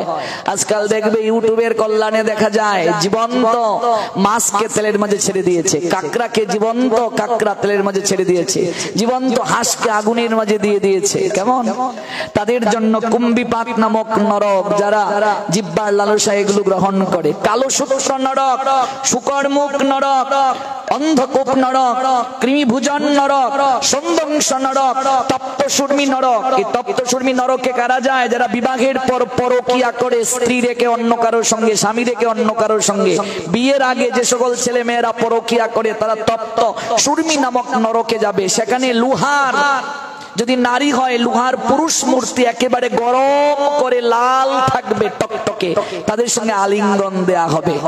এটা হলো তপ্ত সুর্মী। একটু ভাগবতটা পড়বেন, এগুলো একটু পড়া দরকার, এগুলো একটু জানা দরকার। আর 13 নং নরকের নাম বজ্রকণ্টক শালমলি। এবার আসুন 14 নং নরক বৈতরণী। ওই যে শ্রাদ্ধের সময় গরু দাও, যার লেজে ধরে বৈতরণী পার হবে। বৈতরণী নরক। বৈতরণী একটা নদী, এই নদীর জলের মাঝে পুষ থাকে, কফ কাশি থাকে। গরু বাছুর যাই দান করো ওই লেজে ধরে নরকেই যাবে, অন্য কোথায় যাবে না। কেবল ওই নদীটায় সাঁতরে যাওয়া লাগবে না। ওই গাভী দান করলে তুমি ওই জলের মাঝে না সাঁতরে যাবে, কিন্তু নরকেই যাবে। এই গাভী দানে আর তেমন কোনো মাহাত্ম্য নাই, এগুলো ভয় দেখিয়ে দান করানো হচ্ছে। এই হলো বৈতরণী। 15 নম্বর নরকের নাম পুয়ত। তারপর প্রাণীরোধ নরক। 17 নম্বর নরকের নাম বিশ্বসন। 18 লালাভক্ত, 19 ষাঁড় মেয়াদন, 20 অবিচিমত, 21 অয়পান, 22 খাড়কর্দম, 23 রক্ষুগণ ভুজন, 24 ষোলপ্রুত, 25 দ্বন্দ্বশোক, 26 অবট নির্গণ, 27 পর্যাবর্তন, 28 হচ্ছে সূচিমুখ। এই 28 প্রকার নরকের কথা ভাগবত বলছেন। আবার প্রত্যেকটা নরকের শাখা আছে, উপশাখা আছে। এবার এগুলো যদি ব্যাখ্যা করতে শুরু করি দীর্ঘ সময় লাগবে, এত দূর যাবও না, অনেকের মন খারাপ হয়ে যাবে। কিন্তু জানা দরকার, না জানলে পাপ থেকে রহিত হব কি করে, না জানলে পাপের পথ থেকে সরে আসবো কি করে। এগুলো কোথায় পাবেন? শ্রীমৎ ভাগবতে। ভাগবতে এগুলোর বর্ণনা আছে। শ্রীমৎ ভাগবত, সেই ভাগবতে শুকদেব গোস্বামী পাদ পরীক্ষিত মহারাজকে বলছেন, হে রাজন, এবার আমি আপনাকে নরকের বর্ণনা জানাচ্ছি। পরীক্ষিত মহারাজ নরকের বর্ণনা শুনে কাঁদতে শুরু করলেন, চুকবে তার ঝরঝর করে জল ঝরছে। তখন শুকদেব গোস্বামী পাদ তাকে প্রভুত দিয়ে বলছেন, হে রাজন, আপনার মতো রাজার রাজা সম্রাট যে প্রজাবৎসল, নিজের হাতে যে ভগবানের শৃঙ্গার করে, নিজের হাতে যে ভগবানের সেবা করেছে, যে মাতৃ জঠরে পরীক্ষা দিয়ে উত্তীর্ণ হয়েছে, সে নরকের বর্ণনা শ্রবণ করে কাঁদবে। পাপীরা তো নরকের কথা শুনে কাঁদে, কারণ তারা তাদের জীবন শৈলীকে সৎ কর্মে ধাবিত করে নাই। আপনি কেন কান্না করছেন? পরীক্ষিত মহারাজ বলছেন, আমি নিজের জন্য কাঁদছি না, আমি জগৎ জীবের জন্য ক্রন্দন করছি। এই নরকের কথা শুনে বলছেন, আমি নিজের জন্য কাঁদছি না, আমি জগৎ জীবের জন্য ক্রন্দন করছি। এবার শুকদেব গোস্বামী পাদ বলছেন, এ মহাত্মন, এই নরক যন্ত্রণা তাদের জীবনে আসবে না যারা আপনার মতো কায় মনোবাক্যে শ্রীমৎ ভাগবতের কথা শ্রবণ করবে। নিতাই গো সীতানাথ প্রেমানন্দে হরি বল, জয় জয় শ্রী রাধে। এই জন্য আমরা যেটুকু সময় শ্রবণ করব এই ভাগবতের অহৈতুকী তত্ত্ব, সেই শ্রবণ যেন হয় আমাদের কায় মনোবাক্যে, সেই শ্রবণ যেন হয় আমাদের শ্রদ্ধার সঙ্গে। এবার আসুন, গতকাল যেখানে বিশ্রাম টেনেছিলাম, গতকাল আমরা শ্রবণ করেছিলাম গদাধর পণ্ডিত নীলাচল ধামে টুটা গোপীনাথের মন্দির প্রাঙ্গণে ভাগবত পাঠ করছেন। তার চোখ বেয়ে ঝরঝর করে জল ঝরছে শ্রাবণের বরিশনের ন্যায়। যে পুঁথিটা সামনে রাখা, সেখানে শ্রীনিবাস আচার্য গিয়ে উপবেশন করলেন ভাগবতের কথা শ্রবণের জন্য। দেখলেন সেই ভাগবতের পুঁথির সকল অক্ষর নিভে গেছে, জল পড়তে পড়তে অক্ষরগুলো বিস্মৃত হয়ে গেছে। শ্রীনিবাস আচার্য লক্ষ্য করছেন, ঝরঝর করে চোখ বেয়ে গদাধর পণ্ডিতের অশ্রু ঝরছে। কে সেই শ্রীনিবাস আচার্য? তার পরিচয় দিতে গিয়ে বলেছিলাম শ্রীমান মহাপ্রভু রঘুনাথ ভট্ট গোস্বামী পাদের কাছে একটা প্রসাদী কৌপিন রেখে গিয়েছিলেন, আর বলেছিলেন এই কৌপিনটা তুমি যত্ন করে রেখো। রঘুনাথ ভট্ট গোস্বামী পাদ তখন কিশোর, তার বাবার নাম তপন মিশ্র, তিনি কাশিধামে আছেন আমরা গতকাল জানলাম। কিন্তু কেন প্রসাদী কৌপিনটা দিলেন, গৌর হরি জানালেন সময় মতো তার তত্ত্ব জানতে পারবে, তাই সযতনে সেই কৌপিনটাকে তিনি রেখে দিলেন। কিন্তু এখন পর্যন্ত সেই তত্ত্ব তার জানা হলো না। গৌর হরি কেন এই কৌপিন তাকে দিয়ে গেলেন, আমরা এই পর্যন্তই গতকাল শ্রবণ করেছিলাম। যারা এসেছিলেন নিশ্চয়ই আপনাদের স্মরণে আছে, আমি আবার পুনরাবৃত্তি করে আপনাদেরকে স্মরণ করিয়ে দিলাম। কে সেই শ্রীনিবাস আচার্য? সিদ্ধান্ত দিলেন আমাদের শাস্ত্র, নিত্যানন্দ ছিল যে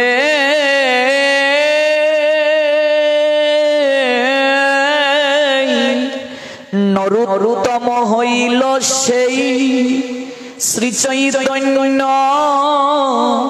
হইলা শ্রীনিবাস।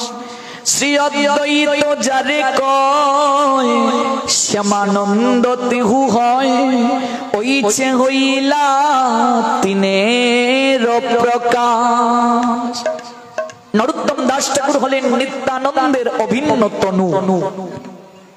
যে নরোত্তম দাস ঠাকুর বৈষ্ণব জগতে প্রেম ভক্তি মহাজন নামে বিখ্যাত, তিনি হলেন নিত্যানন্দের অন্যতম কলেবর, যার আবির্ভাব স্থান রাজশাহীর খেতুড়িতে, বুদাগাড়ি উপজেলা, আপনারা গিয়েছেন অনেকেই। সেই নরোত্তম তিনি হলেন নিত্যানন্দের অভিন্ন তনু।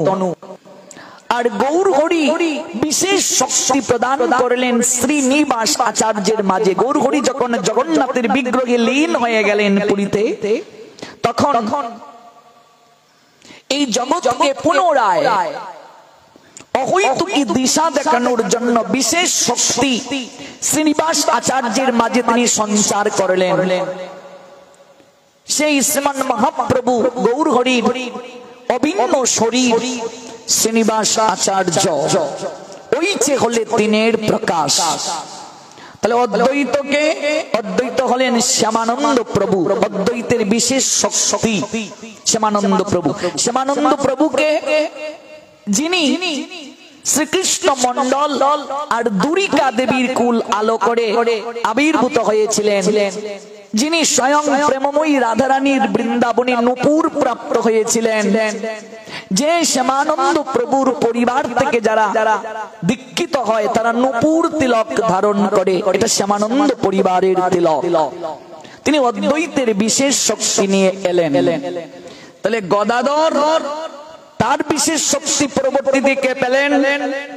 অগো গদাধর যারে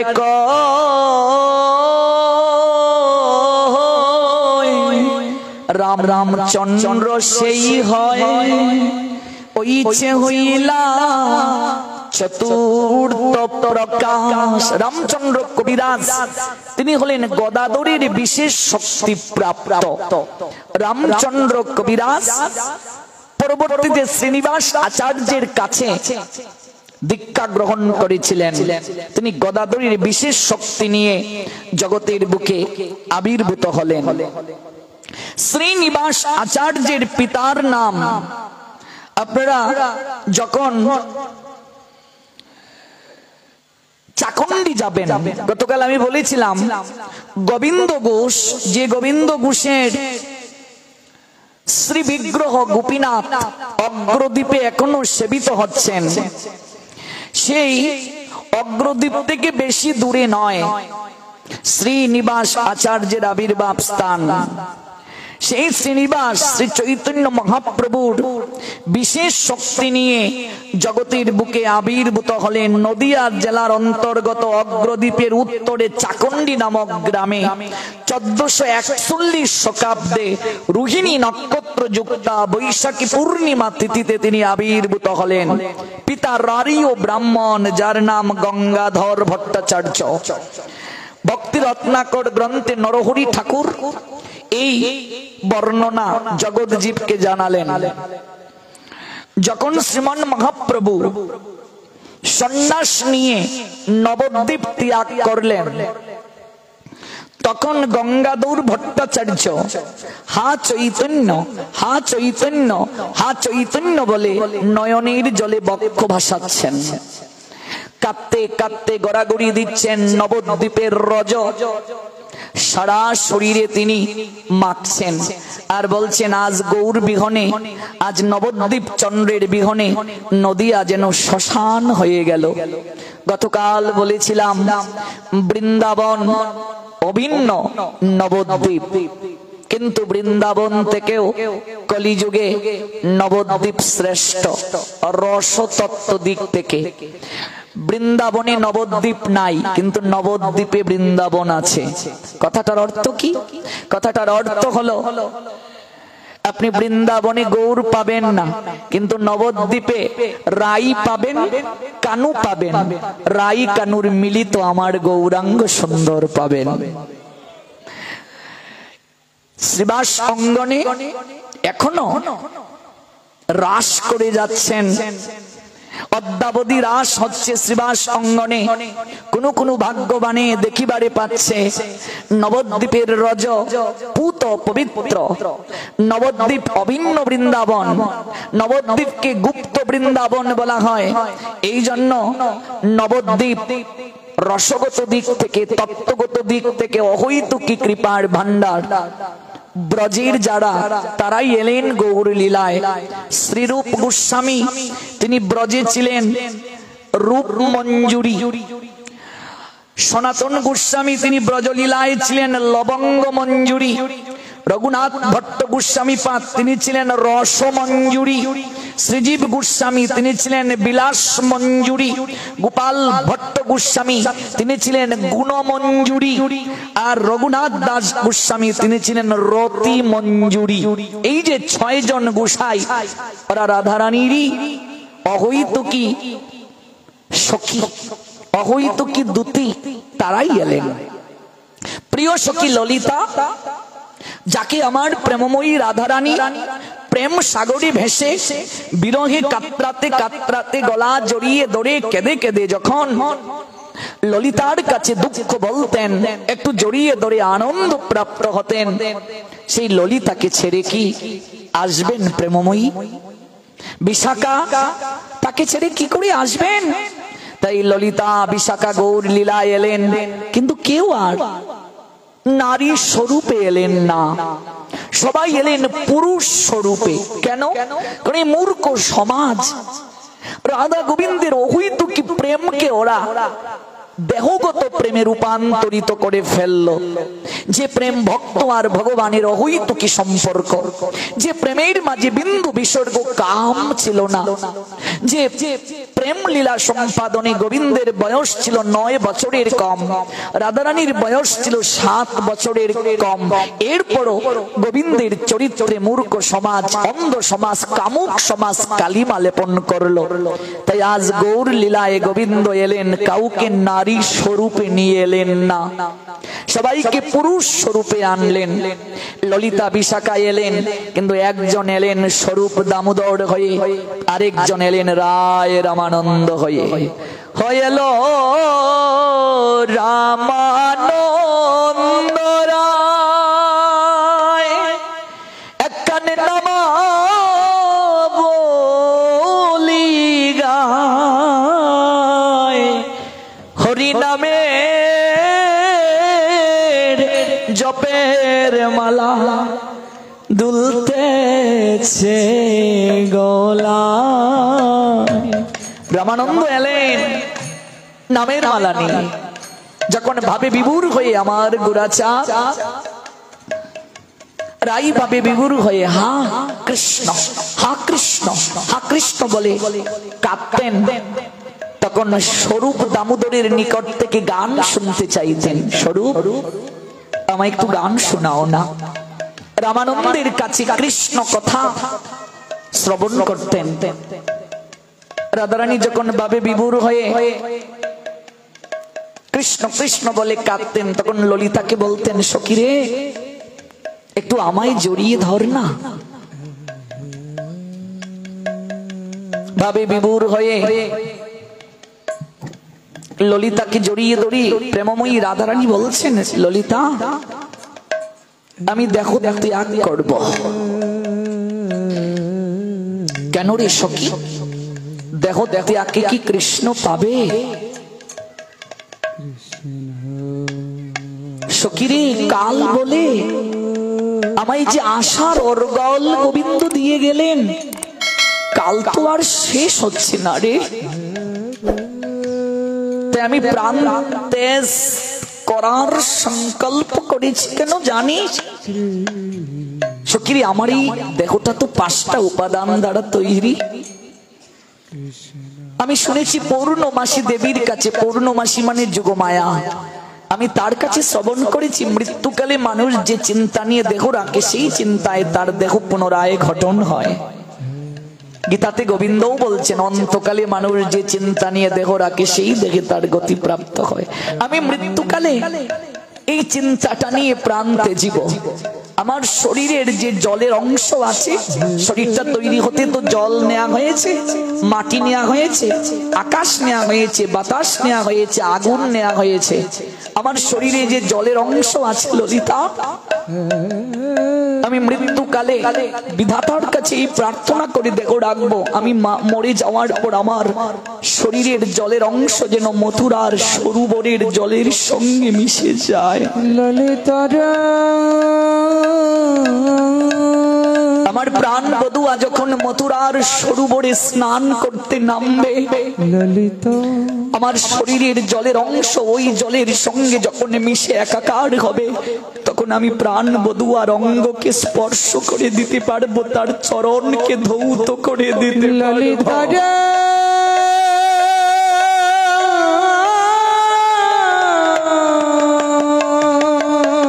আর আমার শরীরে যে আকাশের অংশটুকু আছে, তা মথুরার গগনের সঙ্গে যেন মিশে যায়। আমার প্রাণ বধূয়া যখন নিবৃত্তে নিরালায় একাকী হয়ে কোনদিন গগন পানে তাকিয়ে একটিবার কাঙ্গালিনী রাধার কথা স্মরণ করবে, সখীরে সেদিন নয়নে নয়নে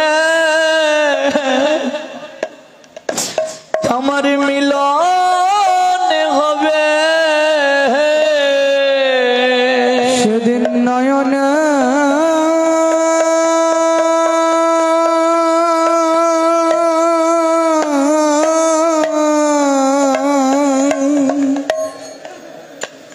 সখীর নয়নে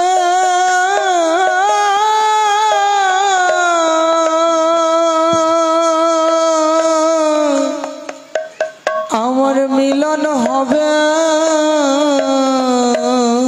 আমার শরীরের যেটুকু মৃত্তিকার অংশ আছে, আমি পৌর্ণমাসী দেবীর নিকটে শুনেছি ললিতা, তাই আমি প্রার্থনা জানাচ্ছি মথুরার রাজপথে যেন আমার শরীরের মাটির অংশটুকু মিশিয়ে দেয়া হয়। আমার প্রাণ বধূ যখন সেই পথ দিয়ে হেঁটে যাবে, আমি তখন ভক্তি ভরে তার চরণকে স্পর্শ করে দেব। বধূ হে কে এমন করে ভালোবাসতে পেরেছে গো?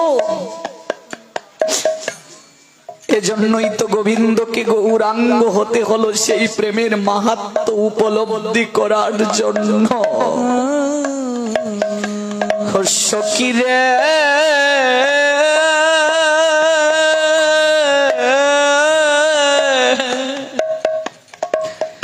ললিতা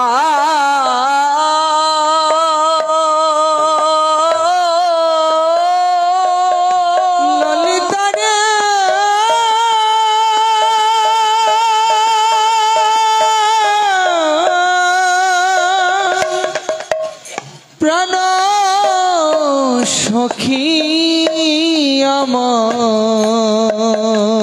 শীঘ্র করি আমার দেহটাকে ললিতারে যমুনা তটিনী কুলে খেলি কদম্ব বৃক্ষের মূলে তোরা নিয়ে যা। গো শ্যামন নাম তদুপরি সকিরে লিখো তোরা সহচরী তুলসী মঞ্জুরি দিও তা সকিরে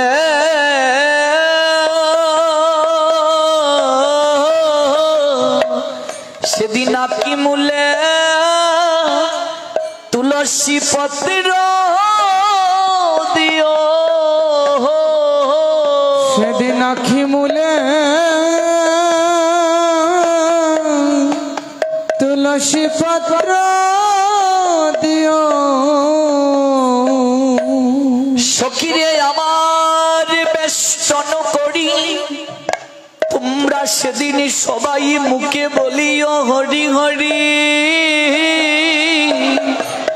আমার দেহ ছেড়ে যেদিন প্রাণে চলে যা, সেদিন আমার বেষ্টন করি তোমরা বলিও সেদিন হরি হরি। যেদিন আমার দেহ ছেড়ে প্রাণ চলে যা, সখিরে কৃষ্ণ নামের ধ্বনি আমায় শুনাইয়া দিও। কৃষ্ণ নামের ধ্বনি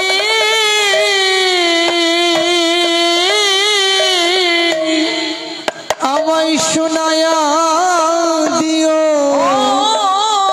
সখী ললিতা আমায় কৃষ্ণ কৃষ্ণ নামের ধ্বনি শুনাইয়া দিও। সেদিন কৃষ্ণ নামে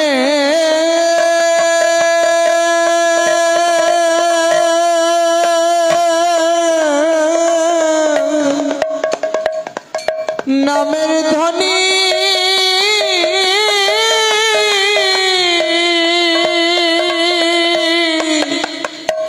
আমায় শুনাইয়া দিও। আমার বেষ্টন করি সখিরা যেদিন আমার দেহ পিঞ্জির থেকে প্রাণ পাখিটা বের হবে, সখিরা সেদিন আমায় কৃষ্ণ নামের ধ্বনি শুনাইয়া দিও। সেদিন নামের ধ্বনি আমায় শুনায়া দিও। পরক্ষণে ললিতার গলা জড়িয়ে ধরে কেঁদে কেঁদে বলছেন, না না ললিতা, আমি এতক্ষণ কি বললাম তোকে, তুই আমায় ক্ষমা করে দে, আমি মরবো না। আমি যদি মরে যাই আমার প্রাণ বধুয়া সে শ্যাম সুন্দর গোবিন্দ যদি ব্রজে ফিরে আইস তখন তার সেবা কে করবে? আমায় না দেখতে পেয়ে সে তো প্রাণী মরে যাবে। এত নিষ্কাম প্রীতিকেও জগৎ জীব কলঙ্ক লেপন করলো, এত নিষ্কাম অহৈতুকী প্রীতিকেও জগৎ জীব কলঙ্ক লেপন করলো। তাই শ্রী গোবিন্দ বললেন, গৌর লীলায় আমার সহচরী কেউ নারী হবে না, পুরুষ স্বরূপে লীলা হবে। ললিতাকে আনলেন স্বরূপ দামোদর করে, আর রায় রামানন্দ হলেন বিশাখা সখী। বধূ কি আর বলিব আমি। জগন্নাথ দর্শন করে গৌর হরি কাঁদছেন, রাধা ভাবে বিভোর হয়ে জগন্নাথকে কৃষ্ণ স্বরূপে দর্শন করে। বধূ হে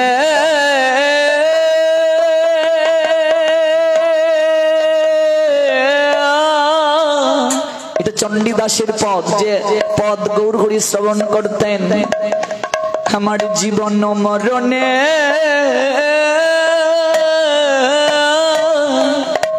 জনমে জনমে প্রাণনাথ হইও তুমি। বধূ হে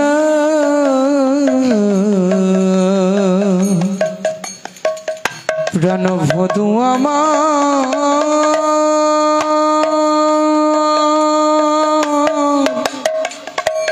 বধূ হে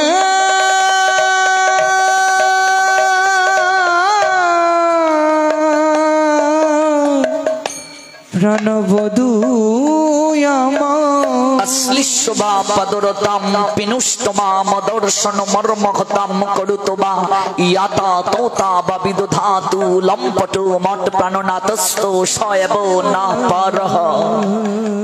দেখুন শরণাগতি কাকে বলে। বলছেন যদি তিনি আমায় দর্শন না দেন, অদর্শনে যদি আমাকে মর্মাহত করে, লম্পট পুরুষ কামুক পুরুষ যেমন ছিন্ন বিচ্ছিন্ন করে দেন দেহটাকে তার কামনা চরিতার্থ করার জন্য, আমার প্রাণ বধূ শ্যাম সুন্দর যদি আমাকে দেখা না দিয়ে বিরহের অনলে পুড়িয়ে পুড়িয়ে যদি দগ্ধীভূত করে দেন, কিংবা লম্পট পুরুষের ন্যায়ও যদি আচরণ করেন, আমি দিন শেষে বলবো তুমি আমার প্রাণনাথ। বধূ হে শরণাগতি দেখেছেন, সমর্পণ দেখেছেন, নিঃস্বার্থ প্রেম দেখেছেন। সে কারণেই আজ ব্রজ সুন্দরকে রাই ভাবে বিভোর হয়ে গৌর সুন্দর হয়ে জগতের বুকে আসতে হলো।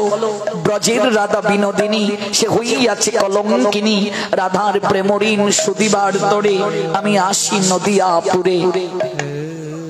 আর জগৎ জীবের কল্যাণের হেতুতে সেই গৌর সুন্দর যখন তিনি নবদ্বীপ ত্যাগ করিলেন দাঁড়ে দাঁড়ে কৃষ্ণ নাম বিতরণ করার নিমিত্তে, তখনই হা চৈতন্য বলে ক্রন্দন করছেন আর কেউ নয়। কাঁদতে কাঁদতে ধুলায় লুটিয়ে পড়ছেন, তিনি হলেন গঙ্গাধর ভট্টাচার্য। ওগো বলো না আমার চৈতন্য কোথায়? এই নবদ্বীপ যেন শ্মশান হয়ে গেল,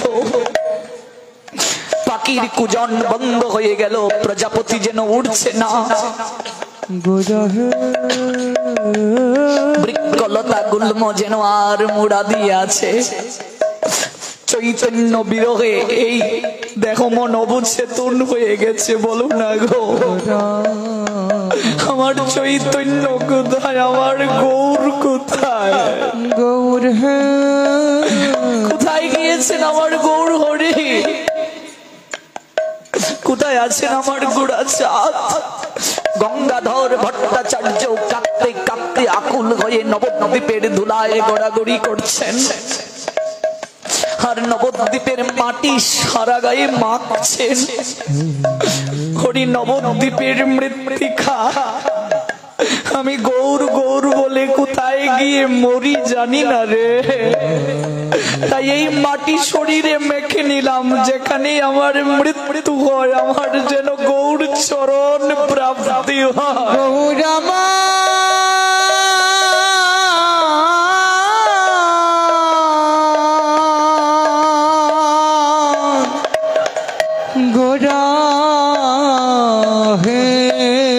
কিশোর দাস বাবাজি মহারাজ আমাদের পরম্পরায় যিনি আছেন, তিনি 8 থেকে 10 নবদ্বীপের গঙ্গার মৃত্তিকা পুতলির মাঝে বেঁধে মাথায় করে আহ্নিক করতেন।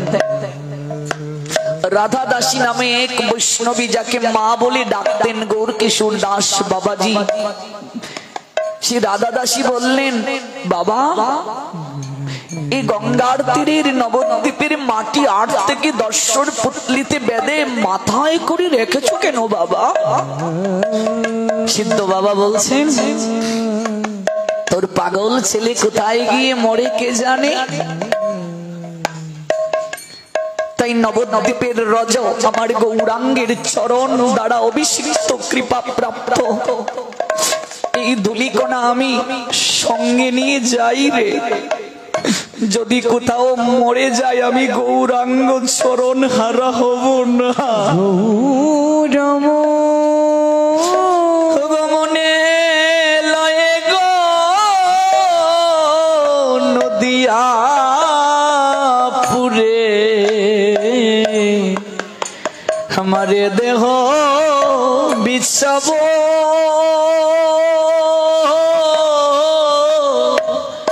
हमारे देह बिछाबो गो मने लाई गो नदिया पुरे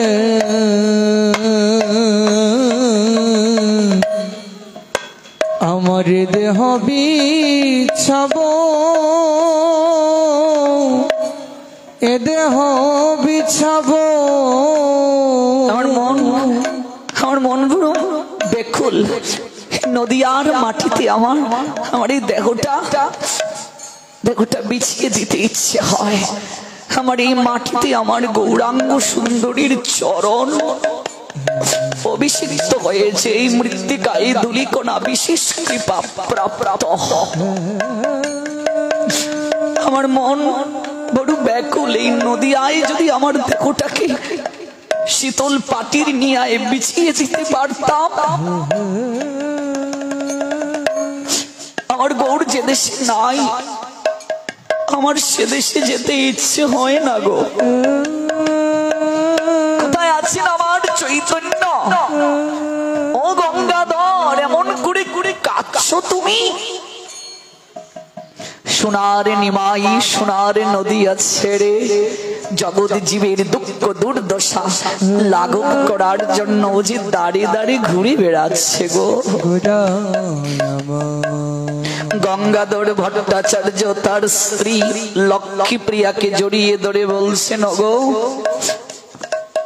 আমার গৌর হরি নদিয়ায় নেই, আমি নদিয়ায় থাকবো না। শুনেছি তিনি নীলাচলে আছেন, চলো চলো আমি নীলাচলে চলে যাব। তখনও বৃদ্ধ বয়োবৃদ্ধ গঙ্গাধর ভট্টাচার্য কতবার গৌর হরি বলেছিলেন, গঙ্গাধর বয়স হয়ে যাচ্ছে, একটা সন্তান নাও। গঙ্গাধর কেঁদে কেঁদে গৌর চরণে লুটিয়ে পড়ে বলতেন, আমি যদি সন্তান প্রাপ্ত হই তোমাকে আমি আর আগের মতো ভালোবাসতে পারবো না। গৌর চরণে এত অনুরাগ ছিল যার কারণে সন্তান নিলেন না। লক্ষ্মী প্রিয়াকে বললেন, ওগো তোমার কি ইচ্ছে হয় না একবার মা ডাক শোনার? গৌর হরিকে লক্ষ্মী প্রিয়া বলেছিলেন, এই চৈতন্যই আমার ছেলে, আমার প্রভু, আমার প্রাণের দেবতা, আমার প্রাণের পুত্তলি, আমার নয়নের পথের পথিক। এই চিত্ত, এই মন যাকে এতটা ভালোবাসার বাঁধনে বেঁধেছে, অন্য কেউ আসলে সেই মনটা ভাগ হয়ে যাবে। গৌর হরি আমি এই মনে আর কাউকে স্থান দিতে পারবো না। আজ বৃদ্ধ বয়স হয়ে গেছে, তাই লক্ষ্মী প্রিয়াকে জড়িয়ে ধরে বলছেন, লক্ষ্মী প্রিয়া, যে চৈতন্যকে গৌর হরিকে এতটা ভালোবেসে হৃদয়ে স্থান দিলাম, তিনি সন্ন্যাস নিয়ে আমাদের ছেড়ে চলে গেলেন। যদি আজ আমার একটা সন্তান থাকতো, আমার একটা পুত্র যদি থাকতো, আমি সেই পুত্রের হাত ধরে সারা জগৎ আমি আমার গৌরকে খুঁজে বেড়াতাম। গৌরমা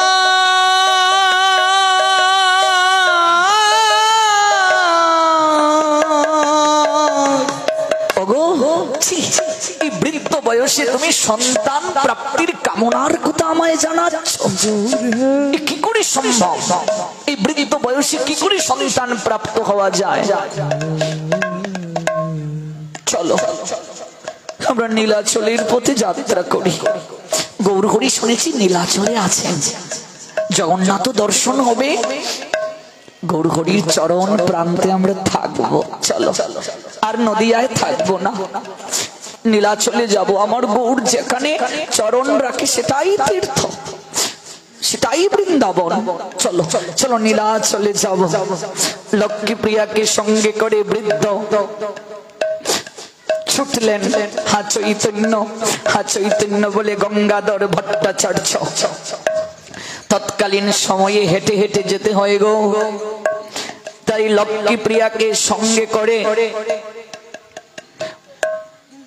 গঙ্গাধর ভট্টাচার্য বিশ্রাম নিলেন। উড়িষ্যা যাওয়ার পথে শ্বশুর বাড়ি মাঝখানে পড়েছে। বলরাম বিপ্র হলো লক্ষ্মী প্রিয়ার বাবা, গঙ্গাধর ভট্টাচার্যের শ্বশুর। শ্বশুরালয়ে কিছুদিন অপেক্ষা করলেন। পিতা বলছেন, লক্ষ্মী প্রিয়া মা, এই বৃদ্ধ বয়সে তুই হেঁটে হেঁটে নীলাচলে যাবি উড়িষ্যা, কত দূর জঙ্গলের পথ, রাস্তায় জলের কোনো ব্যবস্থা নেই। না রে মা, থাক না, আমাদের তো আর কেউ নেই, তুই আর জামাতা থাকবে, আমরা কত আনন্দে কাটাবো, এখানেই না হয় গৌর নাম কর। লক্ষ্মী প্রিয়া কাঁদেন, না না বাবা, বাধা দিও না, জীবনে সন্তান নিলাম না, গৌরকে ভালোবেসে আর বৃদ্ধকালে গৌর অদর্শনে মরব, গৌর চরণ তেজিয়া মরিব, তা তো হয় না, তা পারবো না বাবা, আমাদের বিদায় দাও, আমরা নীলাচলে যাব। নীলাচলে যাত্রা করলেন লক্ষ্মী প্রিয়াকে সঙ্গে নিয়ে গঙ্গাধর ভট্টাচার্য। বদনে গৌর নাম, নয়নে কৃষ্ণ প্রেমের বাড়িদারি। গৌর হরি, গৌর হরি,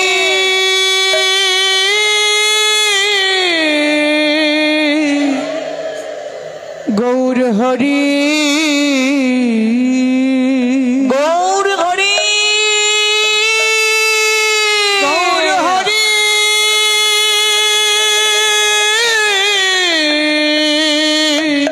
আসনটা গৌর হরি থরথর করে কাঁপছে। ও গোবিন্দ, প্রিয় সেবক গোবিন্দকে বলছেন, কে জানি আমায় ডাকছে। কে ডাকছে প্রভু? কেউ তো পাশে নেই।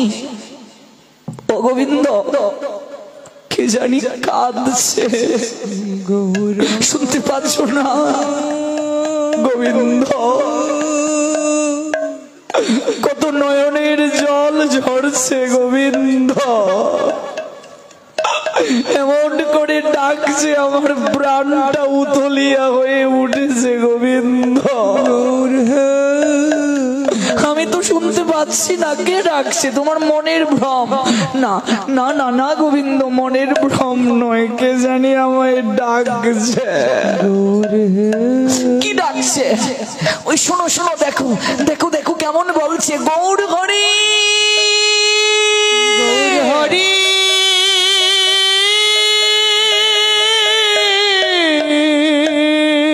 এমন করে যদি কেউ ডাকে গো মা,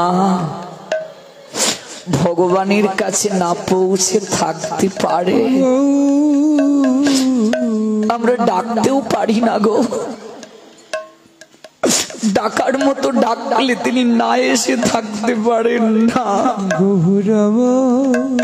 কৃপা না করে থাকতে পারেন না। ওই রাজস্থানের এক যুবক, অনেক ধনাঢ্য, তিনি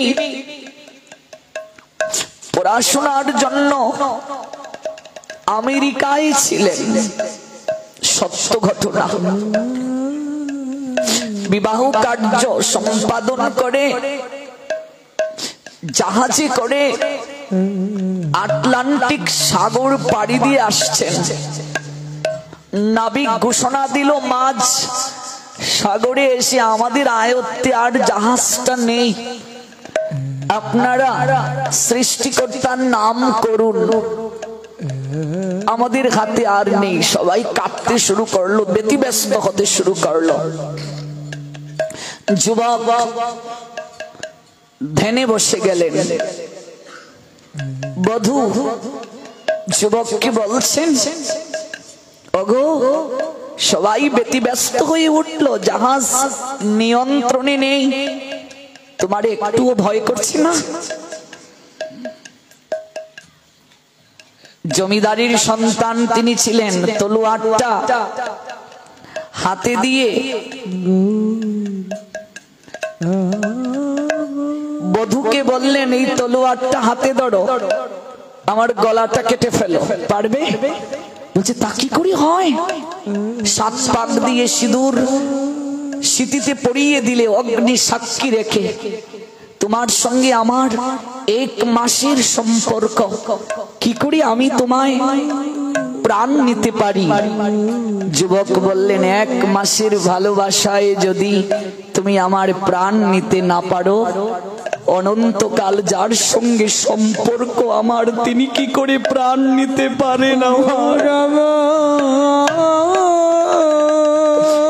1 মাসের সম্পর্ক তুমি যদি আমার প্রাণ নিতে না পারো, অনন্তকাল যার সঙ্গে আমার সম্পর্ক, তিনি কি করে আমার প্রাণ নিতে পারেন? আমার বিশ্বাস, দেখবে জাহাজটা ডুববে না।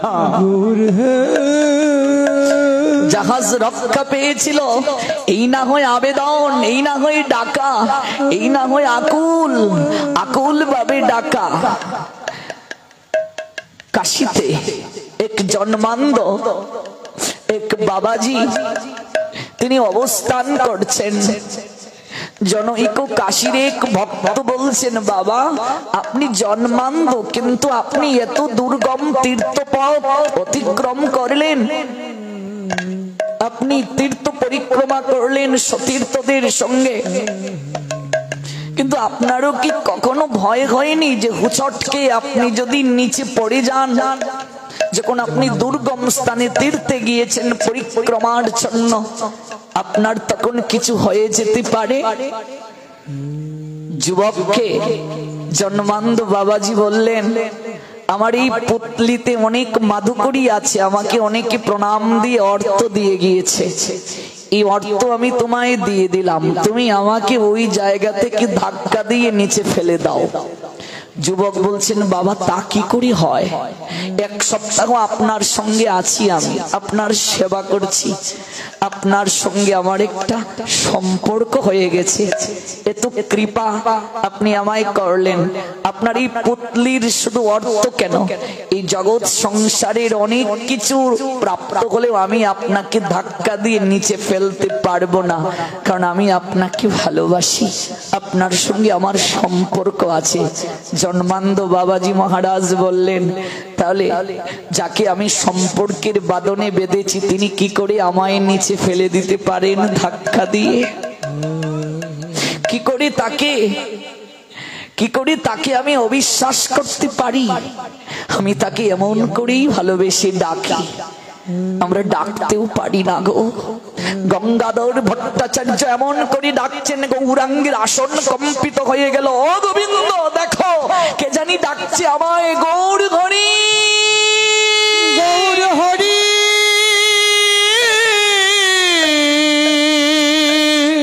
নয়ন থেকে টপ টপ করে জল ঝরছে। গৌর হরি অন্তর্যামী হৃদয়ে শ্রী গৌরাঙ্গ সবই জানেন। কে আসছে? গঙ্গাধর ভট্টাচার্য নবদ্বীপ থেকে নীলাচলে আসতেছে আমার সন্ধানে। সঙ্গে আছে মাতা লক্ষ্মীপ্রিয়া। জগন্নাথ ক্ষেত্রে পৌঁছে জগন্নাথ দর্শন করে জগন্নাথের কাছে প্রার্থনা কি নিবেদন করবেন? হে জগতের নাথ, তুমি তো সব জানো, তোমার কাছে কি জানাবো, কি নিবেদন করব আমি? গৌর হরির কাছে যদি গিয়ে সন্তান কামনার কথা জানাই, এ তো লজ্জা। এই বৃদ্ধ বয়সে সন্তান কি করে পাবো? সারাটা জীবন সন্তান নিলাম না, এখন সন্তান প্রাপ্তির বাসনা জেগেছে। গৌর হরির কাছে জানাতে পারবো না। তুমি তো সব জানো, তুমি আর আমার গৌর তো কোনো পার্থক্য নেই, অভিন্ন জানি, তাই তোমার কাছে জানাই। একটা পুত্র যদি প্রাপ্ত হতাম, তাহলে সেই পুত্রটা সারা জগতে কৃষ্ণ নাম বিতরণ করতে পারত। নিজের রক্ষণাবেক্ষণের জন্য নয়, বৃদ্ধ বয়সে আমার দেখাশোনা করবে তার জন্য নয়, সারা জগৎ জীবকে যেন কৃষ্ণ নামে বিভোর করতে পারে, সেই আকাঙ্ক্ষায়, সেই বাসনায় তোমার কাছে প্রার্থনা জানাই, আমাকে এমন একটা পুত্র দান করো যে পুত্র যেন সারা জগতে কৃষ্ণ নাম বিতরণ করতে পারে। জগন্নাথের কাছে নিবেদন জানালেন। জগন্নাথের কাছে নিবেদন জানিয়ে গৌর দর্শন করতে গেলেন। হেন সময় গৌর হরি গোবিন্দ ডাকিয়া, গোবিন্দ ডাকিয়া কহে গভীর ভাবে ভাবাবিষ্ট হইয়া, ভাবাবিষ্ট হইয়া পুত্রের কামনা করিয়াইলা ব্রাহ্মণ। শ্রীনিবাস নামে তার হইবে নন্দ, হইবে নন্দ। গোবিন্দকে বলছেন এক ব্রাহ্মণ আসতেছে। ভক্তি রত্নাকরের দ্বিতীয় তরঙ্গে এই লীলা পাবেন। নরহরি ঠাকুর রচনা করেছেন। এই গ্রন্থটা একটু কিনবেন, বেদগড়ে পাবেন হবিগঞ্জে। ভক্তি রত্নাকর, বেদগড়কে একটা ধন্যবাদ দেওয়া দরকার। ওরা ইন্ডিয়ার থেকে অনেক গ্রন্থগুলো এনে প্রচার করছে, যদিও অনেক দাম রাখা হয়, এরপরেও তারা ভালো প্রচার করছে। এই নরহরি ঠাকুরের ভক্তি রত্নাকর গ্রন্থে এই লীলা পাবেন, যে লীলা আপনাদেরকে শ্রবণ করাচ্ছি। ভক্তি রত্নাকর গ্রন্থটা একটু জানা দরকার। ভক্তি রত্নাকর, রত্নাকর মানে কি? সাগর। ভক্তি রত্নাকর মানে কি? ভক্তির সাগর। এই গ্রন্থ যে পাঠ করবে, আস্বাদন করবে, সে ভক্তি সাগরে ডুব দেবে, ভক্তি সাগরে সাঁতার কাটবে, ভক্তি সাগরে নিমগ্ন হবে। গোবিন্দ, এই যে বলছিলাম না, কে জানি আমায় ডাকছে, নয়নের জলে কাঁদছে। অগোবিন্দ, এক ব্রাহ্মণ পুত্র কামনা করে আমার নিকটে আসতেছে। দেখুন, জগন্নাথের কাছে জানালেন, কিন্তু গৌর হরি জেনে গেলেন। বাসুঘোষ কি বলছেন? যেই গৌর, সেই কৃষ্ণ, সেই জগন্নাথ। অচিরেই তার ঘর আলোকিত করে এক পুত্র আসবে, সেই পুত্রের নাম হবে শ্রীনিবাস আচার্য। কোন প্রসঙ্গ থেকে এত দূর গেলাম? গতকাল শ্রীনিবাস আচার্য গদাধর পণ্ডিতের কাছে গেলেন ভাগবত শ্রবণ করার জন্য। একটু শ্রীনিবাসকে তা জানানোর জন্য আমরা এত দূর গেলাম। আরো তো অনেক ব্যাখ্যা আছে, বিস্তৃত ব্যাখ্যা করলে আর মাত্র দুদিন আছে, কি করে জানাবো বলুন? একটা তত্ত্ব বললেই তো মাসের পর মাস চলে যাবে। এই জন্য ওই শ্রীনিবাস, যে শ্রীনিবাস যাচ্ছেন গদাধরীর কাছে ভাগবত শুনতে, শ্রীনিবাস আচার্যের কথা। শ্রী রূপাদি দ্বারা ভক্তি শাস্ত্র প্রকাশিব, শ্রীনিবাস দ্বারে গ্রন্থ রত্ন বিতরিব, মোর শুদ্ধ প্রেমের স্বরূপ হবে শ্রীনিবাস। মহাপ্রভু বললেন, আমার শক্তি, প্রেমময় শক্তি শ্রীনিবাস রূপে জন্ম নেবে, তারে দেখি সর্বচিত্তে বাড়িবে উল্লাস। এই কথা বলছেন লক্ষ্মীপ্রিয়া। আর যখন গঙ্গাধর ভট্টাচার্য এসে গৌর হরির সম্মুখে দাঁড়ালেন, টপ টপ করে জল পড়ছে লক্ষ্মীপ্রিয়ার চোখ থেকে আর গঙ্গাধর ভট্টাচার্যের চোখ থেকে। প্রভু, তোমায় ছাড়া যে তিল পরিমাণ সময়ও ভালো থাকতে পারি না। তুমি তো জানতে, তুমি নবদ্বীপ শ্মশান করে চলে এলে।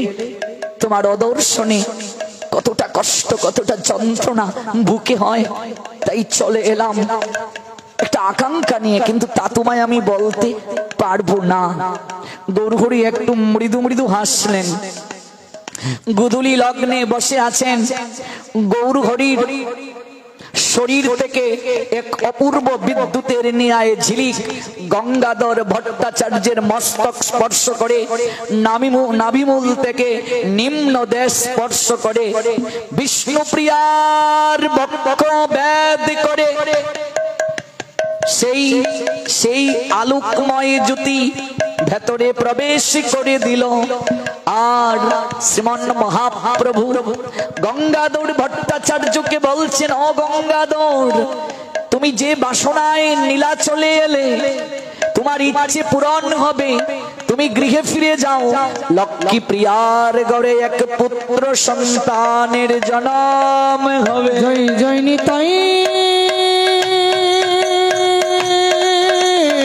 গৌর। পিতামাতার মিলনে নয়, অলৌকিক কৃপার দ্বারা। আর বললেন, আমারই বিশেষ শক্তি এই গর্বে আসবে। এজন্য প্রসাদী কৌপিন রঘুনাথ ভট্টের কাছে রেখে গেলেন যে আমি যখন সধামে চলে যাব লীলা সংবরণ করে, এই কৌপিন যত্ন করে রেখো। রঘুনাথ ভট্ট গোস্বামী শৈশব কাল মাত্র রঘুনাথ ভট্টের জানেনি না, কারণ রঘুনাথ ভট্ট শ্রীনিবাস আচার্যের গুরু হবেন। আসেনি না শ্রীনিবাস পৃথিবীতে, অনেক পূর্বে বৃন্দাবনে যাওয়ার পথে কাশীতে ওই প্রসাদী কৌপিনটা দিয়ে এসেছিলেন। ওই কৌপিন দিয়ে তাকে তুমি সন্ন্যাস মন্ত্রে দীক্ষা দেবে শ্রীনিবাস আচার্যকে। এই জন্য ওই যে বলেছিলাম না গতকাল পাঠে, শ্রীনিবাস আচার্যের জন্য ওই কৌপিন দিলেন। বললাম না কৌপিন দেওয়ার তত্ত্বটা কি? কৌপিনটা দিয়ে গেলেন, এটা যত্ন করে তুমি রেখো। লক্ষ্মীপ্রিয়া আর গঙ্গাধর ভট্টাচার্য রাত্রে শয়ন করে আছেন। জগন্নাথ আবার স্বপ্নে দর্শন দিলেন, লক্ষ্মী, এই নীলাচলে তোমাদের আর থাকার দরকার নাই, তোমরা চলে যাও নীলাচল থেকে নবদ্বীপে চলে যাও। গৌরহরির কাছে এসে লুটিয়ে পড়লেন, ও প্রভু, এ কেমন স্বপ্ন দেখলাম? জগন্নাথজি আমায় আদেশ দিলেন এখানে আমরা থাকবো না, আমরা চলে যাব। ওই শ্রীনিবাস আচার্যকে নিয়ে চলে গেলেন বাবার বাড়ি। বাবার বাড়ি কোথায়? জাজি গ্রাম। যদি কোনোদিন আপনারা যান শ্রীখণ্ডে, শ্রীখণ্ডের জাজি গ্রাম, যেখানে শ্রীনিবাস আচার্যের ভজনতলি আছে বট বৃক্ষের নিচে, যে বৃক্ষের নিচে শ্রীনিবাস আচার্য ভাগবত পাঠ শ্রবণ করছিলেন। আর সেখানে রামচন্দ্র কবিরাজ নামে এক ভক্ত বিয়ে করে বউ নিয়ে যাচ্ছিলেন পালকিতে চড়ে। কেবল দৃষ্টি পড়া মাত্র তার হৃদয়ে বৈরাগ্য জেগে গিয়েছিল। এখনো সেই বৃক্ষ আছে। আপনাদের আশীর্বাদ কৃপায় আমি ওই তো গত বছর ওই স্থানে গিয়ে ভজন করার সৌভাগ্য পেয়েছিলাম। আরো যে কত কত ধাম রয়েছে, সেই লীলা আপনাদেরকে আগামীকাল শ্রবণ করাবো। এখনো গদাধরকে আমরা ভাগবত আসরে বসিয়ে রেখেছি, শ্রীনিবাস আচার্যও গিয়ে বসেছেন। এই তত্ত্বটা শেষ করে আবার ওই জায়গায় আমরা আগামীকাল যাব, কিন্তু আমরা কেউ উঠবো না। একটু গৌর চরণে প্রেমাঞ্জলি দিয়ে যাব। গৌর। ভিডিওটি আপনার ভালো লাগলে লাইক, কমেন্ট এবং সাবস্ক্রাইব করুন।